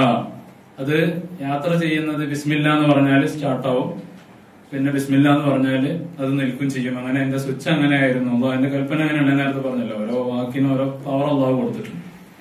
ബിസ്മില്ല എന്ന് പറഞ്ഞാൽ സ്റ്റാർട്ടായി. ബിസ്മില്ല എന്ന് പറഞ്ഞാൽ ഇതുമായി ബന്ധപ്പെട്ട് ഒരുപാട് കഥകൾ പറഞ്ഞേക്കാം അല്ലെ. ഏതൊരു കാര്യപ്പെട്ട മഹാന് പിന്നെ ട്രെയിനിൽ യാത്ര ചെയ്യുന്ന സമയത്ത് നിസ്കരിക്കേണ്ട സമയത്ത് എന്തോ ബിസ്മില്ല എന്നെന്തോ പറഞ്ഞിട്ട് ട്രെയിൻ അടിച്ചപ്പോൾ അവിടെ നിന്നു ഒന്ന് ചെക്ക് ചെയ്ത് നോക്കുമ്പോൾ കാരണമൊന്നും കാണാനില്ല. മുപ്പര് നിസ്കാരം കഴിഞ്ഞ് മുപ്പര് കൊണ്ട് ബിസ്മില്ലാറിനെ അടിച്ചു ട്രെയിനിൽ പോയിരുന്നു. അതൊക്കെ ഉണ്ടായ സംഭവങ്ങളാണ്. പറഞ്ഞത് കാര്യപ്പെട്ട ആൾക്കാരാണ്. സംഭവിക്കാം. ഇതൊന്നും അള്ളാഹുവിനെ സംബന്ധിച്ചിടത്തോളം ഒന്നുമേ അല്ല. അപ്പൊ ബിസ്മില്ലാഹി മജ്റഹ വ മുർസാഹ. അപ്പൊ അതിന്റെ സഞ്ചാരവും അതിന്റെ നിർത്തലൊക്കെ ഈ ബിസ്മില്ലാ കൊണ്ടായിരുന്നു, അള്ളാഹുവിന്റെ പേര് കൊണ്ടായിരുന്നു. വഹിയ തജ്രി ബിഹിം ഫീ മൗജിൻ കൽ ജിബാൽ. അങ്ങനെ പ്രളയം ഉണ്ടായി എന്ന് പറഞ്ഞാല് വലിയ മലകളെ പോലുള്ള തിരമാലകളാണ്. അത്രയും വലിയ പ്രളയം. ഭൂമി മുഴുവൻ മുങ്ങിയെന്ന് മാത്രമല്ല, മലകളടക്കം മുങ്ങിയതാണ്. മലകളൊക്കെ മുങ്ങുമെന്ന് പറയുമ്പോൾ അതിന്റെ ഒരു ആഴം, അതിന്റെ ഒരു ഇത് നമ്മൾ മനസ്സിലാക്കണം. ആളുകളൊക്കെ അന്ന് കൂടുതലും താമസിച്ചിരുന്നത് മലഞ്ചെരുവിലും അതിനോട് ചേർന്ന സ്ഥലങ്ങളിലൊക്കെ ആയിരുന്നു. അപ്പൊ അവരൊക്കെ എന്ത് ചെയ്തു, പെട്ടെന്ന് വെള്ളപ്പൊക്കം മഴയൊക്കെ കണ്ടപ്പോ എല്ലാവരും മലയുടെ മുകളിൽ കയറി. അങ്ങനെ ആ ഒരു ഘട്ടത്തിലാണ് മഹാനായ നൂഹ് നബി അലൈഹി സ്വലാത്തു വസ്സലാം മകനെ വിളിക്കുന്നത്. വനാദാ നൂഹ് ഇബ്നഹു വകാന ഫീ മഅ്സിലിൻ യാ ബനി യർകം മഅനാ വലാ തകും മഅൽ കാഫിരീൻ ഖാല സആവി ഇലാ ജബലിൻ യഅസിമുനി മിനൽ മാഇ ഖാല ലാ ആസിമ അൽയൗമ മിൻ അംരില്ലാഹി ഇല്ലാ മൻ റഹിം വഹാല ബൈനഹുമൽ മൗജു ഫകാന മിനൽ മുഗ്റഖീൻ. നൂഹ് നബി സ്വാഭാവികമായിട്ടും വെള്ളപ്പൊക്കം വരികയാണ്. നൂഹ് നബിയോട് പറഞ്ഞത് മുഅ്മിനായ നിങ്ങളുടെ കുടുംബത്തിലെ ആൾക്കാരെയും പിന്നെ മൃഗങ്ങളെയും ഈ ഇണകളായിട്ട് കയറ്റാനാ പറഞ്ഞത്. നൂഹ് നബിയുടെ ഒരു ഭാര്യ കാഫിറത്തായിരുന്നു, വിശ്വസിക്കാത്തവളായിരുന്നു. ضرب الله مثلا للذين كفروا امرأة نوح وامرأة لوط كانتا تحت عبدين من عبادنا صالحين فخانتاهما فلم يغنيا عنهما من الله شيئا وقيل ادخلا النار مع الداخلين. അവിശ്വാസികളായ സ്ത്രീകളിൽ രണ്ടുപേരെ അള്ളാഹു ഖുർആനിൽ ഉപമയായി പറയുന്നു. ഒന്ന് നൂഹ് നബിയുടെയും മറ്റൊന്ന് ലൂത്ത് നബിയുടെയും ഭാര്യമാരാണ്. ഫഖാനതാഹുമ കാനതാ തഹ്ത അബ്ദൈനി മിൻ ഇബാദിന. എന്റെ സ്വാലിഹീങ്ങളായ രണ്ട് അടിമകളുടെ കീഴിലായിരുന്നു അവർ. പക്ഷെ ഫഖാനതാഹുമ, അവർ വഞ്ചിച്ചു. വഞ്ചിച്ചു പറഞ്ഞാൽ അവരുടെ ചാരിത്ര സംബന്ധമായിട്ടല്ല, ഈമാനിൽ വഞ്ചിച്ചു എന്നാണ്. ഈമാനിൽ വഞ്ചിച്ചു. ഫഖാനതാഹുമ ഫലം യുഗ്നിയ അൻഹുമ മിൻ അല്ലാഹി ശൈആ. ഈ പ്രവാചകന്മാർക്കും ഒന്നും അവരൊന്നും ചെയ്യാൻ സാധിച്ചില്ല. അള്ളാഹ് അങ്ങനെയാണ്. അപ്പൊ ആ ഭാര്യ തൂഫാന്റെ മുന്നേ മരിച്ചു എന്ന് ചില പണ്ഡിതന്മാർ പറയുന്നുണ്ട്. ചിലർ പറഞ്ഞാൽ തൂഫാനോട് കൂടി മുങ്ങി മരിച്ചു എന്നാണ് പറയുന്നത്. നൂഹ് നബി അലൈഹി സ്വലാത്തു വസ്സലാമിന് 4 മക്കളുണ്ടായിരുന്നു. ഹാമ്, സാമ്, യാഫിസ്, പിന്നെ യാമ് അല്ലെങ്കിൽ കനാൻ. അങ്ങനെ 4 മക്കളാണ് മഹാനായ നൂഹ് നബി അലൈഹി സ്വലാത്തു വസ്സലാമിന് ഉണ്ടായിരുന്നത്. സാം, ഹാം, യാഫിസ്. ഈ 3 പേരും മുഅ്മിനീങ്ങളായിരുന്നു. നൂഹ് നബിയിൽ വിശ്വസിച്ച ആൾക്കാരായിരുന്നു. പക്ഷെ കനാൻ പ്രഥമ ദൃഷ്ട്യ മുസ്ലിം ആണെന്നോ കാഫിറാണെന്നോ അറിയാത്ത വക്കാന ഫി മഅ്സിലിൻ എന്ന് പറഞ്ഞതിന് ചില മുഫസ്സിരീങ്ങൾ പറഞ്ഞ അർത്ഥം അതാണ്. കാഫിറുകളുടെ കൂടെ അങ്ങനെ ഉണ്ട്, അവരുടെ കൂടെ കാഫിറായിട്ട് വെളിവാകുന്ന രീതിയിലുള്ള ഒന്നും കാണൂല പ്രകടമായിട്ട്. അപ്പൊ ഒരു മാറി നിൽക്കുന്ന ആളായിട്ട് തോന്നിയിരുന്നു എന്നാണ്. അതുകൊണ്ട് വലാത്തക്കും അൽ കാഫിരീൻ, മോനെ നീ വണ്ടിയില് ഈ കപ്പലിൽ കയറി വലാത്തക്കും അൽ കാഫിരീൻ, കാഫിറുകളുടെ കൂട്ടത്തിൽ നീ പോകല്ലേ എന്ന് നൂഹ് നബി അലൈഹി സ്വലാത്തു വസ്സലാം പറഞ്ഞു. അപ്പൊ മൂപ്പര് പറഞ്ഞു ഈ വെള്ളത്തിനൊക്കെ ഞാൻ രക്ഷപ്പെട്ടോളൂ, അപ്പൊ നമ്മള് വേദന. അപ്പോ അള്ളാഹു പറഞ്ഞു, അല്ല നൂഹ് നബി പറഞ്ഞു,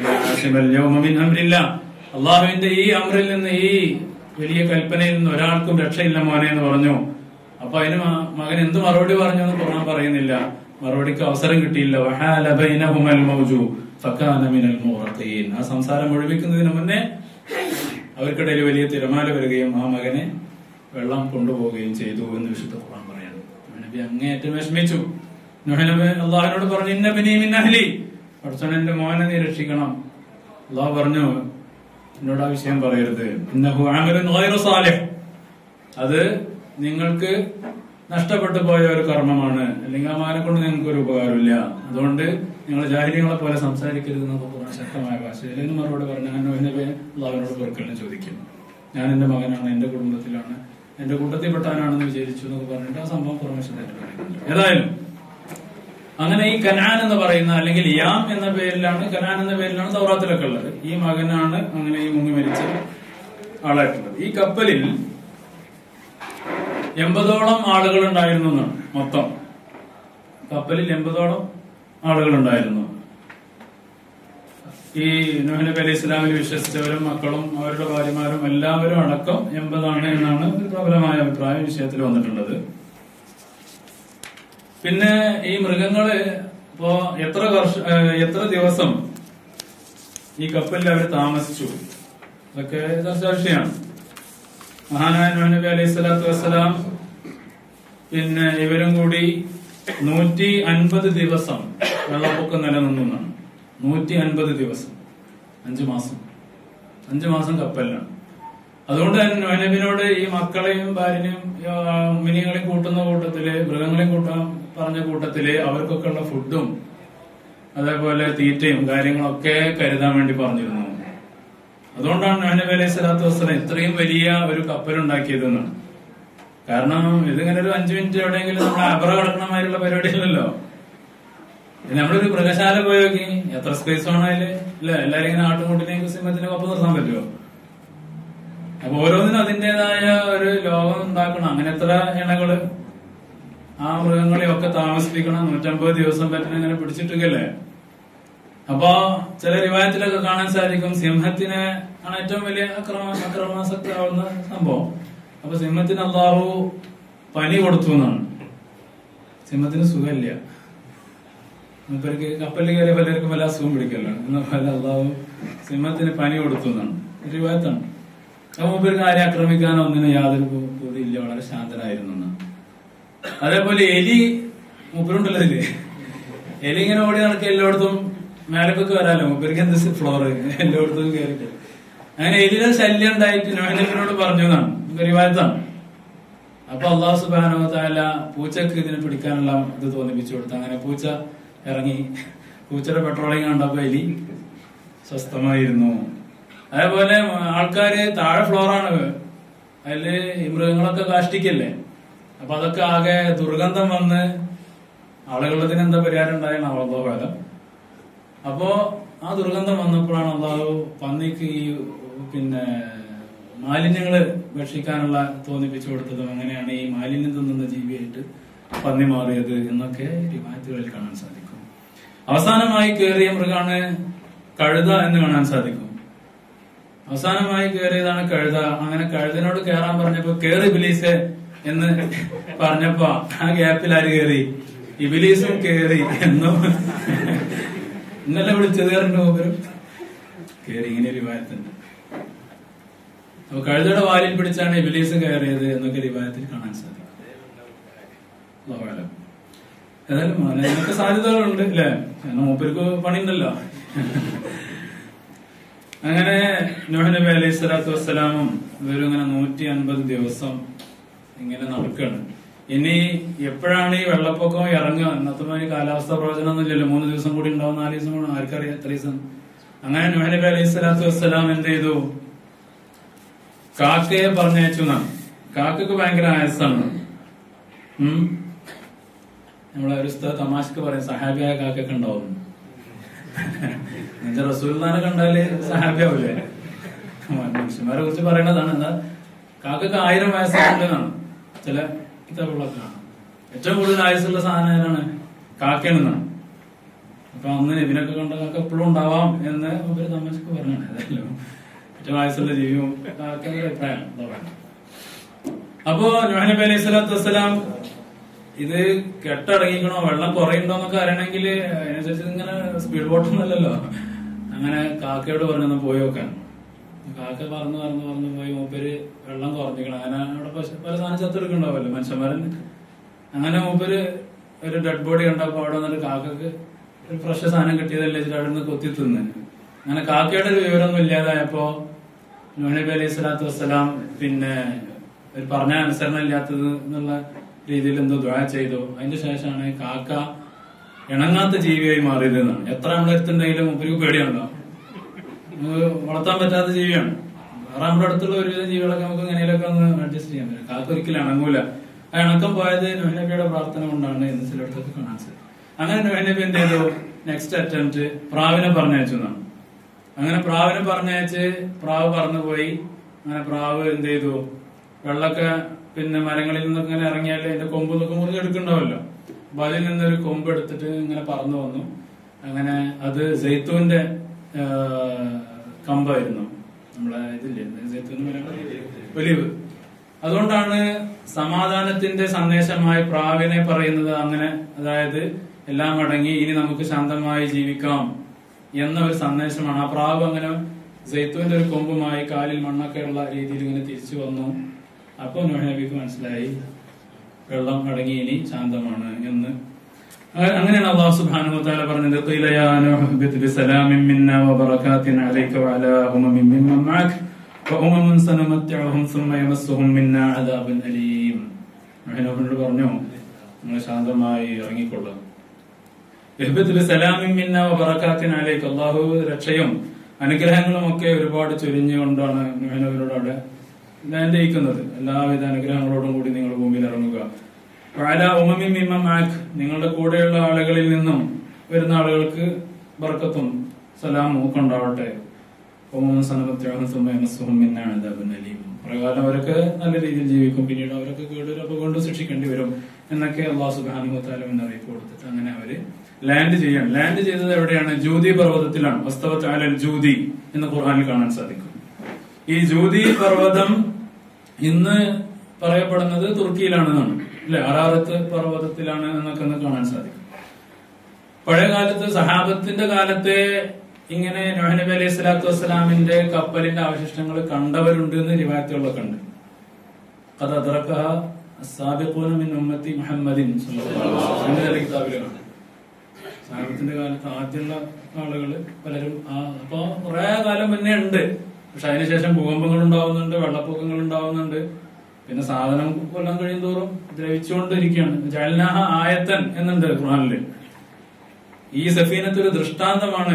ചില പണ്ഡിതന്മാർ അവർക്കൊരു ദൃഷ്ടാന്തമാണ്, ചിലർ പറഞ്ഞത് അത് ഖിയാമത്ത് നാൾ വരെ ദൃഷ്ടാന്തമാണ്. അപ്പൊ ആ അർത്ഥത്തിൽ എടുക്കുമ്പോൾ ഇന്നും അത് ശേഷിച്ചിരിക്കുന്നു എന്ന് വേണമെങ്കിൽ സംശയിക്കാം.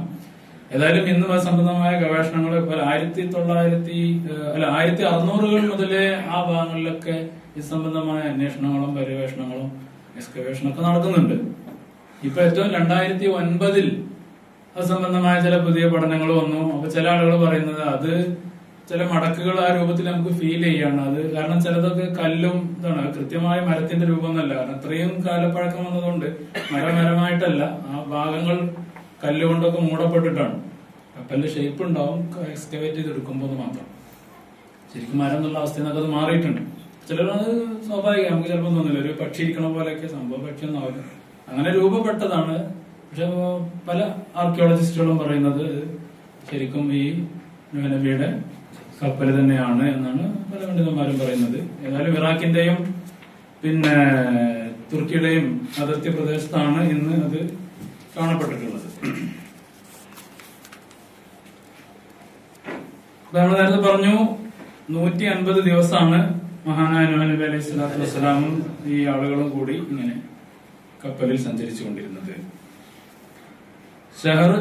റജബ് മാസം 10-ാം തീയതിയാണ് വെള്ളപ്പൊക്കം ഉണ്ടായത്. അങ്ങനെ വെള്ളപ്പൊക്കം അവസാനിച്ചത് ആശുറാന്റെ ദിവസം മുഹറം 10-നാണ് അവസാനിച്ചത് എന്നും ചില റിവായത്തിൽ കാണാൻ സാധിക്കും. അതുകൊണ്ട് നൂഹ് നബി അലൈഹി സ്വലാത്തു വസ്സലാമിനെ അള്ളാഹു രക്ഷിച്ച ദിവസം കൂടിയാണ് ഇത് ആശുറാന്റെ ദിവസം എന്ന് ഈ റിവായത്ത് പ്രകാരം നമുക്ക് മനസ്സിലാക്കാൻ സാധിക്കും. അതേപോലെ നൂഹ് നബി അലൈഹി സ്വലാത്തു വസ്സലാം പിന്നെ ഇവിടുന്ന് രക്ഷപ്പെട്ട് പിന്നെ അല്ല, എന്റെ ഒരു കഥ പറയാനുണ്ട്. മഹാനായ ഈസാ നബി അലൈഹി സ്വലാത്തു വസ്സലാം അദ്ദേഹത്തിന്റെ കാലത്ത് പിന്നെ തൗറാത്തിലും അതേപോലെ തന്നെ ഇഞ്ചിയിലും കഴിഞ്ഞു പോയ സംഭവങ്ങൾക്കൊക്കെ ഈ നൂഹ് നബിയുടെ സംഭവം ഒരു സംഭവമാണ്. കാരണം ഇതുപോലെ ഒരു ശിക്ഷ മുമ്പ് ഉണ്ടായിട്ടില്ല. ഇതുപോലെ ശിക്ഷ മുമ്പ് ഉണ്ടാവാത്തത് കൊണ്ട് തന്നെ എല്ലാ സംഭവങ്ങളിലും ഒരു 3 സ്ഥലത്ത് എഴുതിക്കോളും.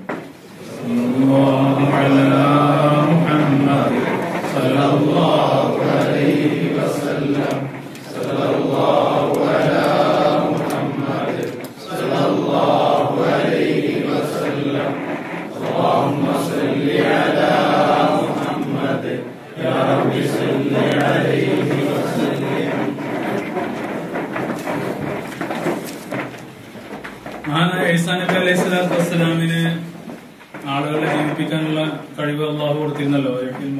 ഇതിന് അല്ലെ അള്ളാഹുവിന്റെ സമ്മതപ്രകാരം എഴുന്നേൽപ്പിക്കാൻ കഴിയും. അപ്പൊ നൂഹ് നബി അലൈഹി സ്വലാത്തു വസ്സലാമും ഈസാ നബിയും അനുചരന്മാരും കൂടി ഇങ്ങനെ നടന്നു പോകുമ്പോ ഒരു അനുചരൻ ചോദിച്ചു, നിങ്ങൾക്ക് ആളുകളെ ജീവിപ്പിക്കാൻ കഴിയല്ലോ, നൂഹ് നബിയുടെ ആ സംഭവങ്ങളൊക്കെ അറിയണ ആരെങ്കിലും ഒന്ന് ജീവിപ്പിച്ചാൽ നമുക്ക് അന്നത്തെ കാര്യങ്ങളൊക്കെ ഒന്ന് നേരിട്ട് തന്നെയാണ് ചോദിച്ചാൽ അറിയായിരുന്നല്ലോ.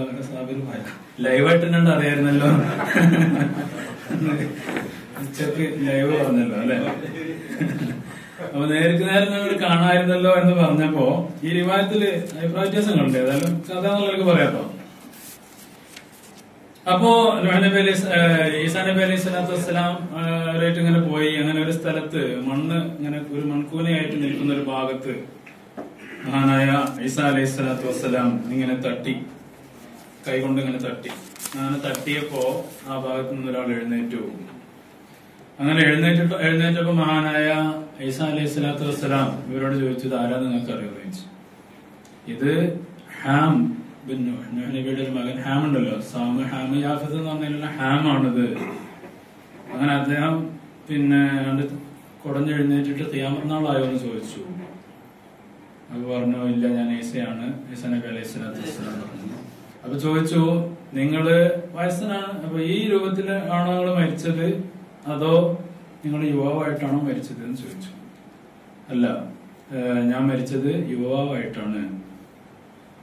അപ്പൊ ശരീരത്തിലൊക്കെ മാറ്റം വന്നിട്ടുണ്ട് എന്നാണ് അതിന്റെ ഒരു ധ്വനി. ഏതായാലും നമ്മുടെ വിഷയം അവിടെ ഒന്നല്ല.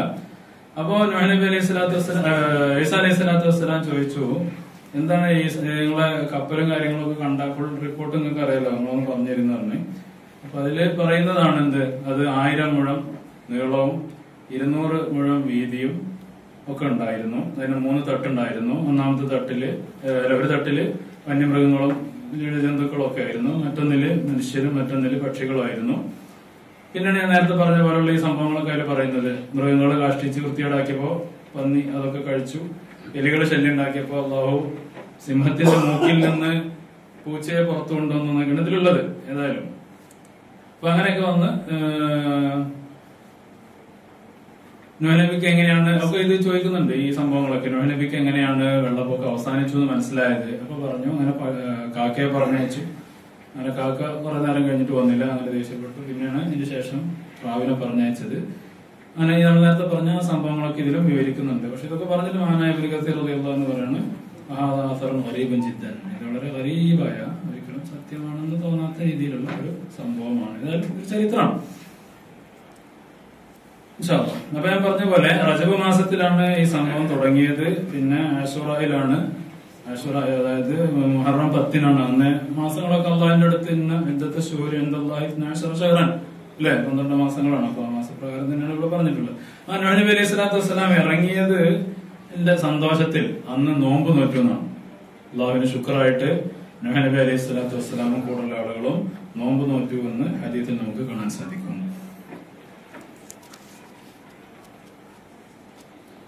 അതേപോലെ തന്നെ ആ സന്തോഷത്തിന്റെ പേരില് ആ കൂടെയുള്ള നല്ല മൃഗങ്ങളെ നോക്കിയിട്ട് അല്ലാഹു സുബ്ഹാനഹു വ തആലക്ക് ദബീഹത്തായിട്ട് അറുത്തു കൊടുത്തു. ആര്?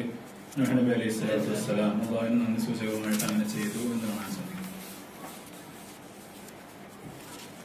നൂഹ് നബി അലൈഹി സ്വലാത്തു വസ്സലാമിന്റെ പിന്നെ നോമ്പ് റസൂലുള്ളാഹി സ്വല്ലല്ലാഹു അലൈഹി വസല്ലം തങ്ങൾ പറയാണ്, മഹാനവറുകള് എപ്പോഴും നോമ്പ് നോറ്റിരുന്ന ആളായിരുന്നു. എപ്പോഴും നോമ്പ് നോറ്റിരുന്നു. ഇല്ല യൗമൽ ഈദുൽ ഫിത്ർ വ യൗമുൽ അദ്ഹ, ഈദുൽ ഫിത്റും ഈദുൽ അദ്ഹയും അന്നുണ്ട്. ഈ 2 ആഘോഷവേളകളിലല്ലാത്ത സമയത്തൊക്കെ മഹാനവറുകൾ നോമ്പ് നോറ്റ ആളായിരുന്നു എന്ന് ഹദീസിൽ നമുക്ക് കാണാൻ സാധിക്കും. മഹാനായ നൂഹ് നബി അലൈഹി സ്വലാത്തു വസ്സലാം മരിക്കാനായ സമയത്ത് മക്കളോട് വസിയത്ത് ചെയ്തത് ഹദീസിൽ കാണാൻ സാധിക്കും. മഹാനവറുകളെ മക്കളോട് പറഞ്ഞത് 4 ഉപദേശങ്ങളാണ്. 2 കാര്യം ചെയ്യാനും 2 കാര്യം ചെയ്യരുത് എന്ന്. 2 കാര്യങ്ങളോട് കൽപ്പിക്കുകയും 2 കാര്യത്തെ തൊട്ട് വിരോധിക്കുകയും ചെയ്തു. ഉപദേശിച്ച 2 കാര്യങ്ങളിൽപ്പെട്ട ഒന്നാണ് ലാ ഇലാഹ ഇല്ലല്ലാഹ് എന്നതിന് ആകാശഭൂമികൾ മുഴുവനും ഒരു പക്ഷത്തും ഒരു തുലാസിലും ലാ ഇലാഹ ഇല്ലല്ലാഹ് മറ്റൊന്നിലും വെച്ചാൽ അതിന് കടപിടിക്കുന്ന ഒന്നും. കാരണം അന്നും ഇന്നും അല്ലെ ഏറ്റവും വലുതെന്ന് പറഞ്ഞാൽ തൗഹീദാണ്. തൗഹീദിനോട് കടപിടിക്കാൻ പറ്റിയ ഒന്നുമില്ല. ലാ ഇലാഹ ഇല്ലല്ലാഹ്ക്ക് പകരം വേറെ ഒന്നുമില്ല. എന്താ നമ്മള് അങ്ങനെ സ്മരിക്കില്ല. ഹജ്ജുമായി ബന്ധപ്പെട്ട് പറയാണ്. ഹജ്ജുമായി ബന്ധപ്പെടുത്തിയിട്ടാണ് നമ്മുടെ കർമ്മങ്ങളൊക്കെ. ഈദുൽ അദ്ഹ എന്ന രീതിയിൽ ഈ മാസത്തിനനുസരിച്ചാണല്ലോ, ഡേറ്റിനനുസരിച്ചാണല്ലോ ഈദ് വരുന്നത്. നമ്മൾ അന്നത്തെ ഒരു പ്രധാനപ്പെട്ട ഒരു വിഷയമാണ് എന്ത് ഈ അറവ് കാര്യങ്ങളും ഒക്കെ. ചിലപ്പോ അന്ന് അറവ് ഉണ്ടായിക്കോണമെന്നില്ല. അറവ് നമ്മുടെ കുടുംബത്തിന് മാത്രമുള്ളതാണ്. പക്ഷെ ഹദീസിൽ വളരെ കൃത്യമായിട്ട് പറയുന്നുണ്ട് യൗമുൽ അദ്ഹയും ഈദുൽ ഫിത്റും ഈദുൽ അദ്ഹയും അല്ലാത്ത എല്ലാ ദിവസങ്ങളിലും റസൂലുള്ളാഹി സ്വല്ലല്ലാഹു അലൈഹി വസല്ലം നൂഹ് നബി അലൈഹി സ്വലാത്തു വസ്സലാം നോമ്പനുഷ്ഠിച്ചിരുന്നു ഇബ്നു മാജ റിവായത്ത് ചെയ്യുന്ന ഹദീസിലുണ്ട്. അപ്പൊ അങ്ങനെ ആ രീതിയിലുള്ള ആഘോഷം അന്നേ ഉണ്ടാവും. അതിൽ ഈ അറവ് അല്ലെങ്കിൽ കർമ്മങ്ങള് ഹജ്ജ് ഇതൊക്കെ ഹജ്ജ് അന്നേ ഉണ്ടല്ലോ. ഇത് അതിനബിയുടെ കാലം മുതലുണ്ട്. പക്ഷെ ഇന്നത്തെ രീതിയിലാവില്ല. ഓരോ ശരീഅത്തിനനുസരിച്ച് ശരീഅത്തിന്റെ തഫാസീലുകളിലൊക്കെ വ്യത്യാസമുണ്ട്. പഴയ കാലത്ത് തൗബ എന്ന് പറഞ്ഞാൽ എന്താണ്? ഓരോ അവയവങ്ങളെ കൊണ്ട് ചെയ്ത തെറ്റിന് ആ അവയവം മുറിച്ചു കളയലാണ് അതിന്റെ തൗബ. അങ്ങനെ ഉണ്ടായിരുന്നൊരു സമൂഹം. നമ്മളിപ്പോ മോഷ്ടിച്ചാല് കൈ മുറിക്കും. പക്ഷെ വേറെ പലതും ചെയ്ത് നമ്മൾ മുറിക്കണമെന്നില്ലല്ലോ, അല്ലേ? അള്ളാഹു ഒരുപാട് അഫ്വ് ചെയ്തിട്ടുണ്ട് നമ്മുടെ ഉമ്മത്തിന്. അതുപോലെ ചില ദോഷങ്ങളുടെ തൗബ എന്ന് പറഞ്ഞാല് കൊല്ലുന്നാണ്. എന്റെ തൗബ കൊല്ല. അപ്പൊ പരസ്പരം മാറി മാറി കൊല്ലുന്ന രീതിയിൽ ഒരുപാട് കോമിനൊക്കെ ശിക്ഷിച്ചിട്ടുണ്ട്. എന്റെ തൗബ അങ്ങനെയാണ്. തുലുവംഫുസക്കും ഞാൻ വേറെ പരിഹാരമില്ല, എന്റെ ശിക്ഷ. കാരണം അങ്ങനത്തെ കൗമാണ്. ഓരോ സമൂഹത്തിന്റെ സ്വഭാവത്തിനനുസരിച്ചും ഇതൊക്കെയാണല്ലോ ശിക്ഷകൾ വരുന്നത്, ശരിയാത്ത് വരുന്നത്. അതുപോലെ ഒരുപാട് വ്യത്യാസമുണ്ട്. നമ്മളിങ്ങനെ സമൂഹങ്ങളെ മനസ്സിലാക്കുമ്പോൾ വേറെ ഒരുപാട് കാര്യങ്ങൾ നമുക്ക് വരും. ഇപ്പൊ നമ്മള് പറഞ്ഞു ഈ തൂഫാന്റെ കാര്യം പറഞ്ഞപ്പോ ഞാൻ പറയാൻ വിട്ടതാണ്. തൂഫാൻ ബാബിലോണിയ ആ പരിസരങ്ങളിൽ അല്ലെങ്കിൽ ഇറാഖില് ആ ഭാഗങ്ങളിലാണ് അന്ന് കൂടുതൽ ജനവാസം ഉണ്ടായിരുന്നത്. നബിയുടെ പ്രബോധിത മേഖല അതായിരുന്നു. പക്ഷെ തൂഫാനെ കുറിച്ച് പറയുന്നിടത്തൊക്കെ തൂഫാൻ ഭൂമി മുഴുവനും വെള്ളത്തിൽ മുങ്ങി എന്ന് പറയുന്നുണ്ട്. ഭൂമി മുഴുവനും വെള്ളത്തിൽ മുങ്ങി എന്ന് പറയുന്നുണ്ട്. അപ്പൊ ചില ആളുകൾ ഇപ്പൊ ഇന്ത്യയിലൊക്കെ ഉള്ള പല ആളുകള് അന്നത്തെ ചില ചരിത്രകാരന്മാരൊക്കെ പറയുന്നത് ഇന്ത്യയിലേക്കൊന്നും വെള്ളപ്പൊക്കം ഉണ്ടായിട്ടില്ല, അത് അറബ് ലോകത്ത് മാത്രം ഉണ്ടായതാണ്. പക്ഷെ അത് എല്ലായിടത്തും ഭൂമിയോട് എന്താണ് എവിടെയൊക്കെ ഉറവുണ്ടോ ആ ഉറവ മുഴുവൻ പൊട്ടാനും ആകാശത്തിനോട് മുഴുവൻ വർഷിക്കാനും പറഞ്ഞാൽ ഭൂമി മൊത്തം മുങ്ങിന്നാണ്. അതാണ് ഖുർആന്റെ ദാഹിർ അങ്ങനെയാണ്. അപ്പൊ അതിൽ നമുക്ക് ഇന്ത്യയിൽ ആളുണ്ടെങ്കിൽ അവിടേക്ക് അള്ളാഹുവിന്റെ ദഅവത്ത് എത്തിയിട്ടുണ്ടാവും. കാരണം എത്ര വർഷമാണ്? 1780 വർഷമാണ് മഹാനായ നൂഹ് നബി അലൈഹി സ്വലാത്തു വസ്സലാമിന്റേത്. അതിനനുസരിച്ചാണല്ലോ കാര്യങ്ങള് എന്ന് പറഞ്ഞാൽ നമ്മൾ വ്യക്തമാക്കി പറഞ്ഞാൽ ഇപ്പൊ നമുക്ക് എന്താണ് ഇവിടുന്ന് ദുബൈയിലേക്ക് നടക്കുക പറഞ്ഞാല് ഒരാള് പറയണേ ഞാൻ ദുബായി പോയി നടന്നു വരികയാണെന്ന് പറഞ്ഞാലും വിശ്വസിക്കില്ല. അങ്ങനെ ഒരു മാർഗത്തെ കുറിച്ച് ആരും ചിന്തിക്കൂല. നേരെ മറിച്ച് 50 വർഷം മുന്നേ ഉള്ള ഒരു അബുദാബിക്കാരൻ പറഞ്ഞാൽ ശരി നടന്നിട്ട് പോവാം, ഒട്ടോപ്പുറത്ത് പോവാം, അല്ലെ? അന്ന് വഴിദൂരങ്ങൾ പറഞ്ഞാൽ മാസങ്ങളാണ്. 3 മാസത്തെ വഴിദൂരം, 5 മാസത്തെ വഴിദൂരം. അപ്പൊ ഇന്ത്യയിലേക്ക് അതിനനുസരിച്ച് ഒരു വഴിദൂരം ഉണ്ടാവും. വയസ്സ് കിടക്കുകയല്ലോ ഇഷ്ടം പോലെ. ഞമ്മക്കിപ്പോ രാവിലെ പോയ വൈകുന്നേരത്തെ എത്തുന്ന പോലെയൊക്കെ അന്ന് ഓൽക്ക് എന്ത് അന്ന് അത്ര ഒന്നും പോണ്ട. നമ്മളെ മഹാന്മാരായ ഷാഫി ഇമാമ് അതേപോലെ തന്നെ മുഹദ്ദിസീങ്ങളായ ആൾക്കാരൊക്കെ ഓല് ഇൽമു പഠിക്കാൻ വേണ്ടി റഷ്യയിൽ നിന്ന് എവിടേക്ക് വരികയാണ്? ബസറയിലേക്ക് വരികയാണ്. ഫ്ലൈറ്റിലോ കപ്പലിലോ നടന്നിട്ട് കുതിരപ്പുറത്ത് ഒട്ടകപ്പുറത്ത് ഒക്കെയാണ് അവർ യാത്ര ചെയ്യുന്നത്. അപ്പോ ഓരോ കാലഘട്ടത്തിനനുസരിച്ച് അതൊക്കെ സിമ്പിളാണ്. അപ്പോ നൂഹ് നബി അലൈഹി സ്വലാത്തു വസ്സലാമിനെ നമ്മൾ ആ ഭാഗം അംഗീകരിച്ചുകൊണ്ട് പറയാണ്. ഇന്ത്യയില് ജനങ്ങളുണ്ടെങ്കിൽ അവരിലേക്ക് നൂഹ് നബി പ്രവാചകനായിരുന്നു ചോദിച്ചാൽ ആണ് എന്ന് പറയാൻ ഒരു ബുദ്ധിമുട്ടില്ല. അന്ന് അവിടേക്കൊക്കെ നടന്നെത്തും. സമയമുണ്ടല്ലോ ഇഷ്ടം പോലെ. 1 മാസം 5 മാസം വഴിദൂരം 5 മാസം കൊണ്ട് അവിടെ എത്തി. എത്ര വർഷമുണ്ട്? 480 നുബുവത്ത് കിട്ടുന്നത്. അതിനുശേഷം 980 വർഷക്കാലം നൂഹ് നബി അലൈഹി സ്വലാം സമൂഹത്തുമായി നേരിട്ട് പ്രബോധനത്തിനായിട്ട് ജീവിക്കണം. അതിനുശേഷം ഈ കപ്പലൊക്കെ ഇറങ്ങി പിന്നീട് വരുന്ന ആ സമൂഹത്തോടു കൂടെ നൂഹ് നബി 350 വർഷം ജീവിച്ചു എന്നാണ് ഇബ്നു അബ്ബാസ് റളിയല്ലാഹുവിന്റെ അഭിപ്രായം. പല അഭിപ്രായങ്ങളുണ്ട്. അപ്പൊ അതിന്റെ മാക്സിമം എടുക്കണേ. മാക്സിമം എടുത്താൽ 450 പ്ലസ് 950 പ്ലസ് 350 ഇതൊക്കെ കൊല്ലങ്ങൾ ജീവിച്ചു തീർക്കണ്ടേ. നമുക്കിപ്പോ അതൊക്കെ അധികമായിട്ട് തോന്നുകയാണ്. അവരങ്ങനെ ജീവിച്ച് വലിയ മനുഷ്യന്മാരാണ്. അവർക്ക് ആയുസ് അല്ലാഹു അങ്ങനെ കൊടുത്തിട്ടുണ്ട്. അപ്പൊ അതിനനുസരിച്ചുള്ള സൗകര്യങ്ങളും സംവിധാനങ്ങളും ഇബാദത്തുകളും ശിക്ഷകളും ഒക്കെ ഉണ്ടാവും. ശരീഅത്തിലൊക്കെ വ്യത്യാസമുണ്ട്. അടിസ്ഥാനത്തിൽ യാതൊരു മാറ്റം ഉണ്ടാവില്ല. തൗഹീദില് മറ്റ് നോമ്പ് സക്കാത്ത് അങ്ങനെ ഒരുപാട് കാര്യങ്ങൾ പണ്ട് മുതലേ നിലനിൽക്കുന്നതാണ്. നോമ്പ് അന്നേണ്ട്. അതാണ് പിന്നെ നിങ്ങൾക്കും നിങ്ങളുടെ മുന്നിലുള്ള ആളുകൾക്ക് നോമ്പ് നിർബന്ധമാക്കപ്പെട്ടതുപോലെ നിങ്ങൾക്കും നോമ്പ് നിർബന്ധമാക്കിയവരുണ്ട് അല്ലേ? കുത്തിബ അലൈക്കുമുസ് സിയാമു കമാ കുത്തിബ അലല്ലദീന മിൻ ഖബ്ലിക്കും, മുമ്പുള്ള ആളുകൾക്ക് നോമ്പുണ്ട്. അപ്പൊ അങ്ങനെ പല അടിസ്ഥാനപരമായ വിഭാഗങ്ങൾക്ക് ഒരു മാറ്റമില്ല. അതിന്റെ രീതിയിൽ ഫുറൂഇയാത്തിലും മറ്റൊക്കെ വ്യത്യാസങ്ങൾ വന്നിട്ടുണ്ടാവും. ഇൻഷാ അല്ലാഹ്.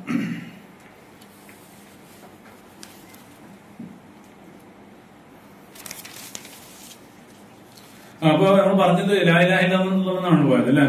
അപ്പൊ നൂഹ് നബിയുടെ മരിക്കുന്ന സമയത്തുള്ള പ്രധാനപ്പെട്ട വസിയത്ത് അതാണ്. വലിയ വിഷയമാണ് അതൊക്കെ. നമുക്ക് വസിയത്ത് എന്ന് പറയുമ്പോൾ നമ്മള് കാര്യമായിട്ട് കുഞ്ഞിമോനച്ച് കെട്ടിക്കണം അങ്ങനെയൊക്കെ കേൾക്കുമ്പോൾ നമ്മളൊക്കെ മരിക്കുന്ന സമയത്തുള്ള വസിയത്ത് അല്ലെ. അല്ലെ അവൾക്ക് ഈ സ്വത്തുനിന്ന് 4 സെന്റ് കൂടി അവൾക്ക് കൊടുക്കണം, അവൾക്ക് വഴിയില്ലാത്താണ് അല്ലെ. നമ്മളൊക്കെ വേജാറാണ്. ദുനിയാവ് എന്ന യാതൊന്നും ഒരു മഹാന്മാരെ വസിയത്തിൽ കാണൂല. അവരൊക്കെ മക്കളോട് വസിയത്ത് ചെയ്യാൻ ലാ ഇലാഹ ഇല്ലല്ലാഹ് പതിവാക്കിക്കോ, അല്ലെ സുബ്ഹാനല്ലാഹ് പതിവാക്കിക്കോ, അല്ലെങ്കിൽ നിസ്കാരിച്ച് പ്രവാചകന്മാരുടെ അല്ലെ എന്താണ് പിന്നെ ഇബ്രാഹിം നബിയുടെ മറ്റു സംഭവങ്ങളിലൊക്കെ വസിയത്തൊക്കെ പറയുന്നുണ്ട്. അവരൊക്കെ പറയുന്നത് നിസ്കരിക്കണം മോനെ, നിസ്കാരം നിലനിർത്തണം. എന്നതുപോലെ നൂഹ് നബിയുടെ ഇത്രയും കാലം ജീവിച്ചിട്ട് ഒരുപാട് സംഭവങ്ങൾ ഉണ്ടാവും. പലയിടത്തും പലതും ഉണ്ടാക്കിയിട്ടും പലതും ഉണ്ടാവുമല്ലോ. 1950 കാലത്ത് ഒരു മനുഷ്യന്റെ പ്രൊഡക്റ്റ് ആയിട്ട് ഭൂമിയിൽ പലതും സംഭവിച്ചിട്ടുണ്ടാവും. ആ ഭാഗം ഖുർആനെ സംബന്ധിച്ചിടത്തോളം അടുത്ത ജനറേഷന് നൽകേണ്ട ഒരു അറിവല്ല. നൂഹ് നബി അവിടെ ചിലപ്പോൾ തോടുണ്ടാക്കിയിട്ടുണ്ടാവും, പാലുണ്ടാക്കിയിട്ടുണ്ടാവും, അല്ലെങ്കിൽ പുതിയ വഴി കെട്ടിയിട്ടുണ്ടാവും. പല രീതിയിലുള്ള ജനങ്ങളെ പലതും സോഷ്യലായിട്ട് അവർ പലതും ഇടപെട്ടിട്ടുണ്ടാവും. വെറും താഴത്തായിട്ട് നടക്കുമ്പോൾ മനുഷ്യൻ എന്ന രീതിയിൽ അവരൊക്കെ പലതും ചെയ്തുകൊണ്ടാണ് ഇന്ന് ഈ രൂപത്തിൽ ഭൂമിയായിട്ടുള്ളത്, സ്വാഭാവികമായിട്ടും. അപ്പോ പക്ഷെ അതൊന്നും എവിടെയും വരുന്നില്ലല്ലോ. നമുക്ക് വളരെ സിമ്പിൾ ആയതാണ് ഇപ്പൊ വസിയത്തായിട്ട് പറയുന്നത്. ലാ ഇലാഹ ഇല്ലല്ലാഹ്ക്ക് കിടപിടിക്കാൻ ആകാശഭൂമികള് ഒരു സൈഡിൽ വെച്ചാൽ ലാ ഇലാഹ ഇല്ലല്ലാഹ്ക്ക് എത്തൂല മോനെ എന്നാണ് ഒരു പ്രധാന വസിയത്ത്. രണ്ടാമത്തെ വസിയത്ത് സുബ്ഹാനല്ലാഹി വബിഹംദിഹി ഫഇന്ന ബിഹാ സിലത്തു കുല്ലി ഷൈഇൻ വബിഹാ യുർസഖുൽ ഖൽഖ്. അതേപോലെ എല്ലാ വസ്തുക്കളുടെയും ബന്ധം എന്ന് പറയുന്നത് യഥാർത്ഥത്തിൽ സുബ്ഹാനല്ലാഹി വബിഹംദിഹി, സുബ്ഹാനല്ലാഹ് അത്രയും പവറുണ്ട്. അതുകൊണ്ടാണ് റിസ്ക് ലഭിക്കുന്നത്, വേറെ ഒന്നല്ല. അഹമ്മദില്ലോ എങ്ങനെ നിങ്ങൾക്കൊക്കെ ജീവിച്ചു പോകാന്നുള്ള ഒരു ഏറ്റവും എളുപ്പവഴി പറഞ്ഞു കൊടുക്കണം മഹാനായ നൂഹ് നബി അലൈഹി സ്വലാത്തു വസ്സലാം. റിസ്കിന്റെ ഏറ്റവും വലിയ സ്രോതസ് സുബ്ഹാനല്ലാഹി വബിഹംദിഹി. മഹാനായ മൂസാ നബിനെ റസൂലുള്ളാഹി സ്വല്ലല്ലാഹു അലൈഹി വസല്ലം തങ്ങൾ കണ്ടപ്പോൾ മൂസാ നബി പറയുന്നുണ്ടല്ലോ, സ്വർഗം എന്ന് പറഞ്ഞാൽ വളരെ സുന്ദരാണ്, അവിടെ ഉള്ള കൃഷി എന്ന് പറഞ്ഞാല് ഈ സുബ്ഹാനല്ലാഹി അൽഹംദുലില്ലാഹി ഇതൊക്കെയാണ്. നിങ്ങളിവിടെ എത്ര കണ്ട് വർദ്ധിപ്പിക്കുന്നോ അത്ര കണ്ട് നിങ്ങൾക്കുള്ള അവിടെ തോട്ടം അവിടെ സജ്ജമായിക്കൊണ്ടിരിക്കുന്നതാണ്. അപ്പൊ വിറാസുഹ എന്നാണ് പറഞ്ഞത്, അവിടുത്തെ കൃഷി. അപ്പൊ ഇവിടെ ഓരോ രീതിയിലാണല്ലോ അല്ലെ. ചില വാക്കിന്റെ ഔട്ട്പുട്ട് ഇപ്പൊ നമ്മൾ ഫോൺ എടുത്തിട്ട് സുലൈമാൻ എന്ന് പറയുമ്പോ കോള് പോണില്ലേ, നമ്മള് ബട്ടൺ ഞെക്കണില്ല, ഒന്നുമില്ല. സുലൈമാൻ നമ്മൾ ഫോണിൽ ഒരു ഉദാഹരണം, നമ്മുടെ മൊബൈലിൽ സേവ് ചെയ്യപ്പെട്ട ഒരാളുടെ പേരാണ് സുലൈമാൻ. ഈ സുലൈമാൻ നമ്മള് അതിന്റെ വോയിസ് കൊണ്ട് തന്നെ എന്തൊക്കെ സംഭവിക്കുന്നുണ്ട്, ആ സൗണ്ടിനെ ഐഡന്റിഫൈ ചെയ്ത് അതിലെ മൊത്തം ലിസ്റ്റിന്റെ കൂട്ടത്തിൽ സുലൈമാൻ എന്നുള്ള പേരിനെ കണ്ടുപിടിച്ച് അയാളുടെ ഡയൽ ചെയ്ത് അത് പിന്നെ അതിന് ശേഷം നടക്കുന്ന എല്ലാ ടെക്നിക്കൽ ആയിട്ടുള്ള കാര്യങ്ങളും അവിടെ അയാളുടെ ഫോണിൽ ചെന്ന് ബെല്ലടിക്കും. നമ്മളെന്ത് ചെയ്യണത്, സുലൈമാൻ എന്ന് പറയുന്നത്.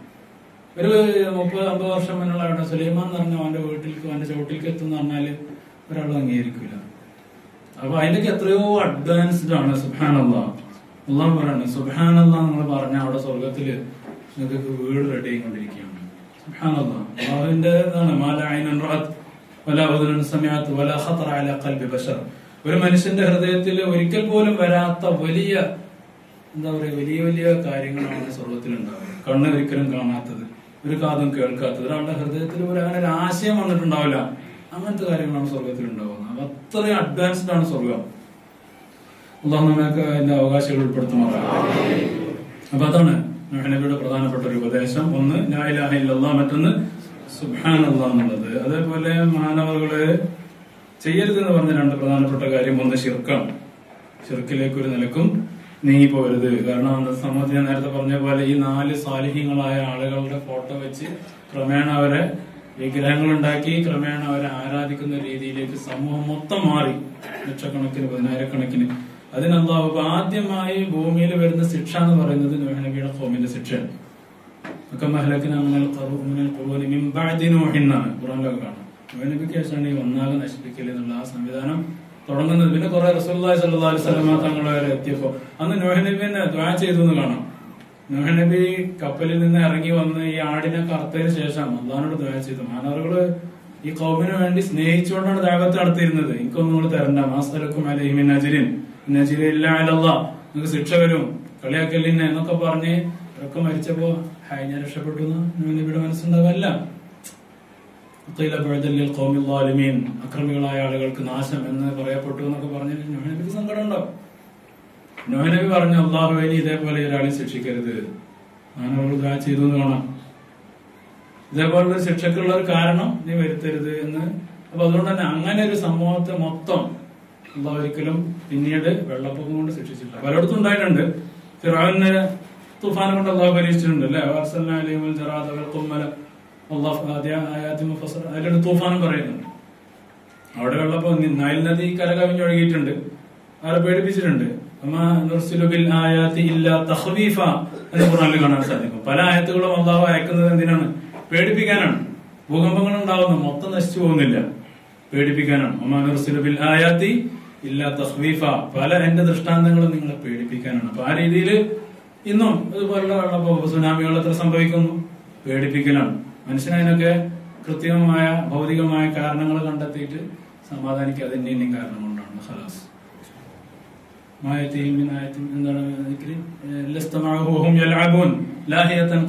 ഖുർആൻ പറയാം, എത്ര ദൃഷ്ടാന്തങ്ങൾ കണ്ടാലും അവരുടെ ഹൃദയങ്ങള് അതൊക്കെ തമാശയായിട്ട് എടുക്കുള്ളൂ. ലാഹിയത്തൻ ഖുലൂബുഹും. ഇന്നത്തെ ജീവിത രീതി അങ്ങനെയാണ്. ഒരു വാർത്തയിൽ നമ്മുടെ മരണം കാണാൻ അടുത്ത ന്യൂസ് ആരാ ജയിച്ചത് കളിയിൽ എന്നുള്ള അയക്കാറ്. അതോടെ ആ മരണത്തിന്റെ ടെൻഷൻ പോയി. ഇങ്ങനെ അപ്പൊ ലഹുവിന്റെ ഇടയിലാണ് എന്റെ ആയത്തുകൾ വരുമെന്ന് ഖുർആൻ പണ്ടേ പറയും. അവര് കളിച്ചുകൊണ്ടിരിക്കുന്നത് ഇങ്ങനെ കേൾക്കും. അപ്പോ ശിർക്ക്, അപ്പൊ ആ ശിർക്ക് കൊണ്ടാണ് അല്ലാഹു സുബ്ഹാനഹു വ തആല ഇങ്ങനെ ഈ രീതിയിൽ ശിക്ഷിച്ചത്. വേറൊരു കൊമ്പ്. അതേപോലെ തന്നെ വേറൊരു കാര്യം മനസ്സിലാക്കേണ്ടത്, അല്ലാഹു ഒരു ശിർക്ക് കൊണ്ട് ഒരു സമൂഹത്തെ ശിക്ഷിക്കൂല എന്ന് ചില പണ്ഡിതന്മാർ പറയും. വെറും ശിർക്ക് കൊണ്ട് അല്ലാഹു പൂർണ്ണമായ അതിന്റെ കൂടെ എന്തെങ്കിലും ഒരു വേറൊരു കുലുമാലം ഉണ്ടാവുമല്ലോ. അതിന്റെ അപവാദം മഹാനായ നൂഹ് നബി അലൈഹി സ്വലാത്തു വസ്സലാമിന്റെ ഖൗം മാത്രം ഉള്ളതാണ്.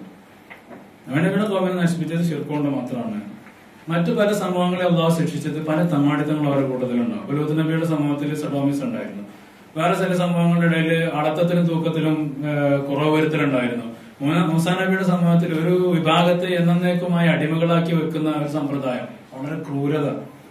ചിലര് ആഡംബരത്തിന്റെ അങ്ങേതല, അതുകൊണ്ട് അവരെ ശിക്ഷിക്കുകയാണ്. അവര് വലിയ കോട്ടകളും ജിബാലി ബുയൂത്തൻ ഫാരിഹിൻ അല്ലെ, വലിയ വലിയ വല്ലാതെ ആഡംബരം. അതുകൊണ്ട് തന്നെ ഖുർആൻ പറയുന്നു,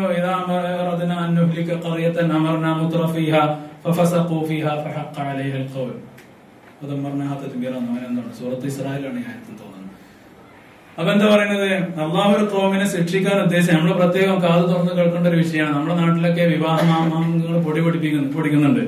വലിയ വലിയ രാജ്യന്മാരും നാണ്ടപ്പെട്ട ആൾക്കാരൊക്കെ അങ്ങനെ വലിയ സമ്പത്ത് മുഴുവനും ജനങ്ങളുടെ മുന്നിൽ പ്രദർശിപ്പിച്ചുകൊണ്ട് അഹങ്കാരത്തിന്റെ പ്രകടനങ്ങളായിട്ടുള്ള കല്യാണങ്ങളൊക്കെ നടക്കുന്നുണ്ട്. അള്ളാഹു ഇതൊക്കെ ഇങ്ങനെ കാണുന്നുണ്ട്. അള്ളാഹു പറയണ, ഇതാ അറദ്നാ അൻ നുഹ്ലിക ഖറിയതൻ, ഒരു ഖറിയത്തിനെ നാം നശിപ്പിക്കാൻ ഉദ്ദേശിച്ചാൽ അമർനാ മുത്രഫീഹ, അവിടെയുള്ള ആഡംബരപ്രിയരെ നാം വർദ്ധിപ്പിക്കും. അമർനക്ക് അക്സർന എന്നൊരു അർത്ഥമുണ്ട്. അല്ലെങ്കിൽ അവരോട് കൽപ്പിക്കും. ഫഫസഖൂ ഫീഹ, പിന്നെ സമ്പന്നൻ ഇങ്ങനെ കിടന്ന് കാട്ടിക്കൂട്ടുവരോന്ന്. തമ്മാടിത്വം, ബാറും ഡാൻസും ആരും വകവെക്കാത്ത അഹങ്കാരങ്ങളും ഇതൊക്കെ റബ്ബ് ഇങ്ങനെ കാണുമ്പോ, ഇത് കാണുന്ന സമയത്ത് അള്ളാഹു വെറുതെ ഇരിക്കില്ല. അപ്പൊ വരും ശിക്ഷ എന്നാണ്.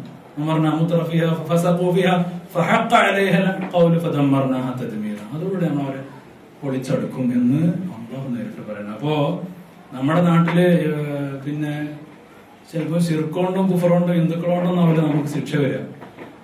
നമുക്ക് വരുന്ന ശിക്ഷയുടെ പ്രധാന കാരണം നമ്മളെ ആളുകളുടെ അഹങ്കാരം എന്തൊക്കെയാണ്. പ്രത്യേകിച്ച് നമ്മുടെ ആൾക്കാർക്കാണ് അഹങ്കാരം കൂടുതൽ. പൈസയൊക്കെ ഏറ്റവും കൂടുതൽ കളിക്കുന്നവർ, കടാണെങ്കിലും ഒക്കെ ഇങ്ങനെ കളി കൂടുതൽ നമ്മുടെ ആൾക്കാർക്ക്. അപ്പൊ ശിക്ഷ വരുന്നത് അത് നമ്മൾ നല്ല ഭയപ്പെടണം. എന്നാൽ ചിലപ്പോഴൊക്കെ ആലോചിക്കും ഇവിടെയുള്ള ഹിന്ദുക്കളെക്കാളിലും അല്ല നമ്മുടെ നാട്ടിലുള്ള ഹിന്ദുക്കളെക്കാളും നല്ലത് ഇവിടുത്തെ ഹിന്ദുക്കളായിരിക്കും. കാരണം എന്താണ്, പിന്നെ ഇവര് അമ്പലങ്ങളില്ലാത്തതുകൊണ്ട് ശിർക്ക് കുറച്ചേ ചെയ്യണുള്ളൂ. നമ്മുടെ നാട്ടിലെ ആകെ വിഗ്രഹം വീട്ടിലുണ്ടാവും ചിലർക്കൊക്കെ, അത് മൈൻഡ് ചെയ്യാത്തതാണ് അധികം ഹിന്ദുക്കൾ. അപ്പൊ ഇവിടെ വലിയൊരു നിലക്ക് സമാധാനമുണ്ട്. സംഭവം ഇവിടെ ഹിന്ദുക്കളൊക്കെ കുറെ ഉണ്ടെങ്കിലും അവരൊന്നും മനസ്സുകൊണ്ട് കാഫിര്യങ്ങളാണെങ്കിലും ഇബാദത്തുകൊണ്ട് അള്ളാഹുവാനല്ല ഇബാദത്തും ആകെ കുഫറൊന്നൊക്കെ ആകുമ്പോഴാണ് ആകെ ഒരു ഇവരെ മനസ്സിലോട്ട് കുഫർ അവർക്ക് പ്രകടിപ്പിക്കാൻ അവസരമല്ല ഈ അമ്പലങ്ങളൊന്നും ഇല്ലാത്തതുകൊണ്ട്. അപ്പൊ അതിൽ നിൽക്കൊരു ആശ്വാസമാണ്. ഇവിടെ കുഫറിന്റെ ആളുകൾ ഉണ്ടെങ്കിലും കുഫരിയത്ത് പ്രകടമായി കാണുന്നില്ല. പക്ഷെ അതിന്റെ മറ്റേ സൈഡ് നമ്മൾ വായിക്കണം. ഈമാനുള്ള ആളുകളുടെ അഹങ്കാരങ്ങളും കാര്യങ്ങളും വിശദീകരിക്കേണ്ട ആവശ്യമില്ല. പൈസ കൊണ്ടുള്ള കളികളൊക്കെ ഇവിടെയും നമ്മുടെ നാട്ടിലൊക്കെ ഉണ്ട്. അപ്പൊ അതൊരു പ്രധാന കാരണമാണ്. അപ്പോ വിഷയത്തിലേക്ക് വരാം. അപ്പൊ നൂഹ് നബി അലൈഹി സ്വലാത്തു വസ്സലാം ചെയ്യരുതെന്ന് പറഞ്ഞതിൽപ്പെട്ട ഒന്നാണ് ശിർക്ക്, മറ്റൊന്നാണ് വൽ കിബ്ർ, അഹങ്കാരം. കിബ്ർ പാടില്ല എന്ന് നൂഹ് നബി അന്നേ ഉപദേശിച്ചതാണ്. അപ്പൊ സഹാബത്ത് ചോദിച്ചു, അപ്പൊ ഇത് കേട്ടപ്പോ മരിക്കുന്ന സമയത്ത് ഇത്രയും കാലം ജീവിച്ച പ്രവാചകൻ കിബ്റാണ് പറഞ്ഞത്. സഹാബത്ത് ചോദിച്ചു, യാ റസൂലല്ലാഹ് ഹാദാ ശിർക്ക് ഖദ് അറഫ്നാ, ശിർക്ക് നമുക്ക് മനസ്സിലായി. ഫമൽ കിബ്ർ, എന്താണ് കിബ്ർ എന്ന് ചോദിച്ചു. അവര് സാധുക്കളാണ്, കിബ്ർ അറിയില്ല. അപ്പൊ എന്താ അവരൊക്കെ മനസ്സിന്റെ നിഷ്കളങ്കത ആലോചിച്ച് നോക്കി. എന്താ കിബ്ർ? ഇവർ ചോദിക്കണം, അയക്കൂറിൽ അഹദിന നാലാനി ഹസനാനി ലഹുമാ ഷിറാഖാനി ഹസനാനി, 2 ജോഡി ചെരുപ്പ് നല്ല വാറൊക്കെ ഉള്ള ചെരുപ്പ് ഉണ്ടാവില്ലാണോ നബിയെ കിബ്ർ എന്ന്. നമ്മളൊക്കെ എന്ത് ചോദിക്കണം? സുബ്ഹാനല്ലാഹ്, 2 ജോഡി നല്ല ചെരുപ്പ് ഉണ്ടാവില്ലാണോ റസൂലെ സല്ലല്ലാഹു അലൈഹി വസല്ലം? നബി പറഞ്ഞല്ല. അപ്പൊ അവർ ചോദിക്കണം, എന്നാ പിന്നെ അവർക്ക് അറിയണം. നല്ല ഭംഗിയുള്ള ഒരു വസ്ത്രം ഉണ്ടായാൽ അതിന് കിബ്ർ എന്ന് പറയോ? കാലല്ല. അപ്പൊ വീണ്ടും ചോദിച്ചു, ദാബത്ത് ഇറക്കബുഹ, ഞങ്ങൾക്ക് സ്വന്തമായിട്ടൊരു വാഹനം ഉണ്ട് എന്നുള്ളതൊറ്റ കിബ്റാവോ? അവർ ചോദിക്കുകയാണ്. കാലല്ല. തങ്ങൾ പറഞ്ഞല്ല. കാല ഒരാൾക്ക് കുറച്ച് അനുയായികളൊക്കെ ഉണ്ടാവുക എന്നുള്ളതൊറ്റ കിബ്റാവോ? നമുക്കൊക്കെ ഫ്രണ്ട്സ് അങ്ങനെ. നബിതങ്ങൾ പറഞ്ഞു അതുമല്ല. പിന്നെ എന്താണ് കിബ്ർ എന്ന് നബിതങ്ങളെ പറഞ്ഞു തരണം എന്ന് പറഞ്ഞപ്പോ നബിതങ്ങൾ പറഞ്ഞു, സഫഹുൽ ഹഖി വഗംതുൻ നാസ്, ഹഖ് പറഞ്ഞാൽ അതിനെ പോയത്തമായി പറയാം. ഒരാളൊരു കാര്യം പറഞ്ഞ ഈ ഓടമുട്ട അല്ലെങ്കിൽ ഒരു മണ്ടത്തരം പറയാതെ എന്ന് പറയുന്ന ഒരു മാനസികാവസ്ഥ ഉണ്ടല്ലോ, അതാണ് കിബ്ർ. സത്യം അംഗീകരിക്കാതിരിക്കുക, വഗംതുൻ നാസ്, ജനങ്ങളെ ചെറുതായി കാണുക. അത് അല്ലാഹുവിന് തീരെ ഇഷ്ടമില്ലാത്തൊരു സ്വഭാവമാണ്. സത്യം സത്യമെന്ന് അംഗീകരിക്കാതിരിക്കുക. എല്ലാ പ്രവാചകന്മാരും നേരിട്ട ഏറ്റവും വലിയ പ്രശ്നം അതാണ്. ഖൗമി, എല്ലാ സമൂഹത്തിലും അഹങ്കാരികളാണ് റസൂൽ പ്രവാചകന്മാർക്ക് വെല്ലുവിളി ഉണ്ടായി. അവർക്ക് സത്യം എന്ന് പറയുക അംഗീകരിക്കാൻ തന്നെ കിട്ടൂല എന്നുള്ളതാണ്. സത്യമാണെന്ന് അംഗീകരിക്കൂല, പിന്നെ കൂടെയുള്ള ബാക്കിയുള്ളവരൊക്കെ ചെറുതായിട്ട് കാണുക. അത് അള്ളാഹ്ക്ക് തീരെ ഇഷ്ടമില്ലാത്തതാണ്. ആ ഒരു കൾച്ചറൊക്കെ നമ്മുടെ സമൂഹത്തിലൊക്കെ വളരെ കൂടിക്കൂടി വരികയാണ്. നമ്മുടെ സ്വയം ഒരു എലൈറ്റ് കാറ്റഗറി ആയിട്ട് എന്തോ നമ്മൾ എവിടെ എത്തിയ പോലെ സ്വയം ഫീൽ ചെയ്ത് അങ്ങനെ ജീവിക്കുക. ആളുകളെ കണ്ടുകൂടാ, ആളുകളൊക്കെ ചെറിയതായിട്ട് കാണുക. കാര്യം ആരെങ്കിലും പറഞ്ഞാല് ഇപ്പൊ കാശിനനുസരിച്ച് വരാം. ഒരു കാര്യം ഒരാൾ നേരെ പറഞ്ഞു, പക്ഷെ അയാൾ പറയാൻ ഒന്നുമില്ല, വണ്ടിയില്ല, ശമ്പളമില്ല, അല്ലെങ്കിൽ ജോലിയില്ല, സാധുവാണ്, പക്ഷെ പറഞ്ഞത് കാര്യമാണ്. ഒരു പോയി പണിയാക്കട്ടെ എന്ന് ഇവിടുന്ന് സ്വകാര്യം പറയും. ഇതൊക്കെ നമ്മുടെ നാട്ടിലെ കമ്മിറ്റികളില് പള്ളിയിൽ എല്ലായിടത്തും ഉണ്ട് സ്വഭാവം. അള്ളാഹുവിന് ഒരിക്കലും ഇഷ്ടമില്ലാത്ത കാര്യമാണ്. നൂഹ് നബി അലൈഹി സ്വലാത്തു വസ്സലാം മകനോട് പ്രത്യേകം മക്കളോട് വസിയ്യത്ത് ചെയ്തിൽപ്പെട്ടതാണ് എന്ത്? ജനങ്ങളെ ചെറുതായി കാണരുത്, സത്യത്തെ സത്യമായി അംഗീകരിക്കാതെ സത്യം പറയുന്നവരെ വെട്ടികളായി കാണും. ഈ 2 കാര്യം നിങ്ങൾ ചെയ്യരുത് എന്ന് മഹാനായ നൂഹ് നബി അലൈഹി സ്വലാത്തു വസ്സലാം മക്കളോട് ഉപദേശിച്ചു എന്ന് കാണാൻ സാധിക്കും. നൂഹ് നബിയുടെ ഖബർ മസ്ജിദുൽ ഹറാമിന്റെ പരിസരത്താണ് എന്നാണ് പ്രബലം. മസ്ജിദുൽ ഹറാമിന്റെ പരിസരത്ത്, പള്ളിയുടെ പരിസരത്ത് എവിടെ ആണ് എന്നതാണ് ഇമാം തബരിയും മറ്റുള്ള പണ്ഡിതന്മാരും മുഫസ്സിരീങ്ങളൊക്കെ പറയുന്നത്. വേറെ ചില സ്ഥലങ്ങൾ പറയപ്പെടുന്നുണ്ട്, പക്ഷെ പ്രബലമായ അഭിപ്രായപ്രകാരം മസ്ജിദുൽ ഹറാമിനടുത്താണ്. ഇത്തരം കാര്യങ്ങളൊക്കെയാണ് ഇൻഷാ അല്ലാഹ് മഹാനായ നൂഹ് നബി അലൈഹി സ്വലാത്തു വസ്സലാമുമായി ബന്ധപ്പെട്ടിട്ട് നമുക്കുള്ളത്. നൂഹ് നബിയുടെ ഏറ്റവും വലിയ സവിശേഷതയായ ഖുർആൻ പറയുന്നത് ഇന്നഹു കാന അബ്ദൻ ശകൂറ, ഏറ്റവും നന്ദിയുള്ള അടിമയായിരുന്നു മഹാനായ നൂഹ് നബി അലൈഹി സ്വലാത്തു വസ്സലാം എന്നാണ്. നമ്മൾ നേരത്തെ ഇദ്രീസ് നബിയെ കുറിച്ച് പറഞ്ഞപ്പോൾ ഇതേപോലെ ഒരു സ്വഭാവം പറഞ്ഞു. എന്തായിരുന്നു?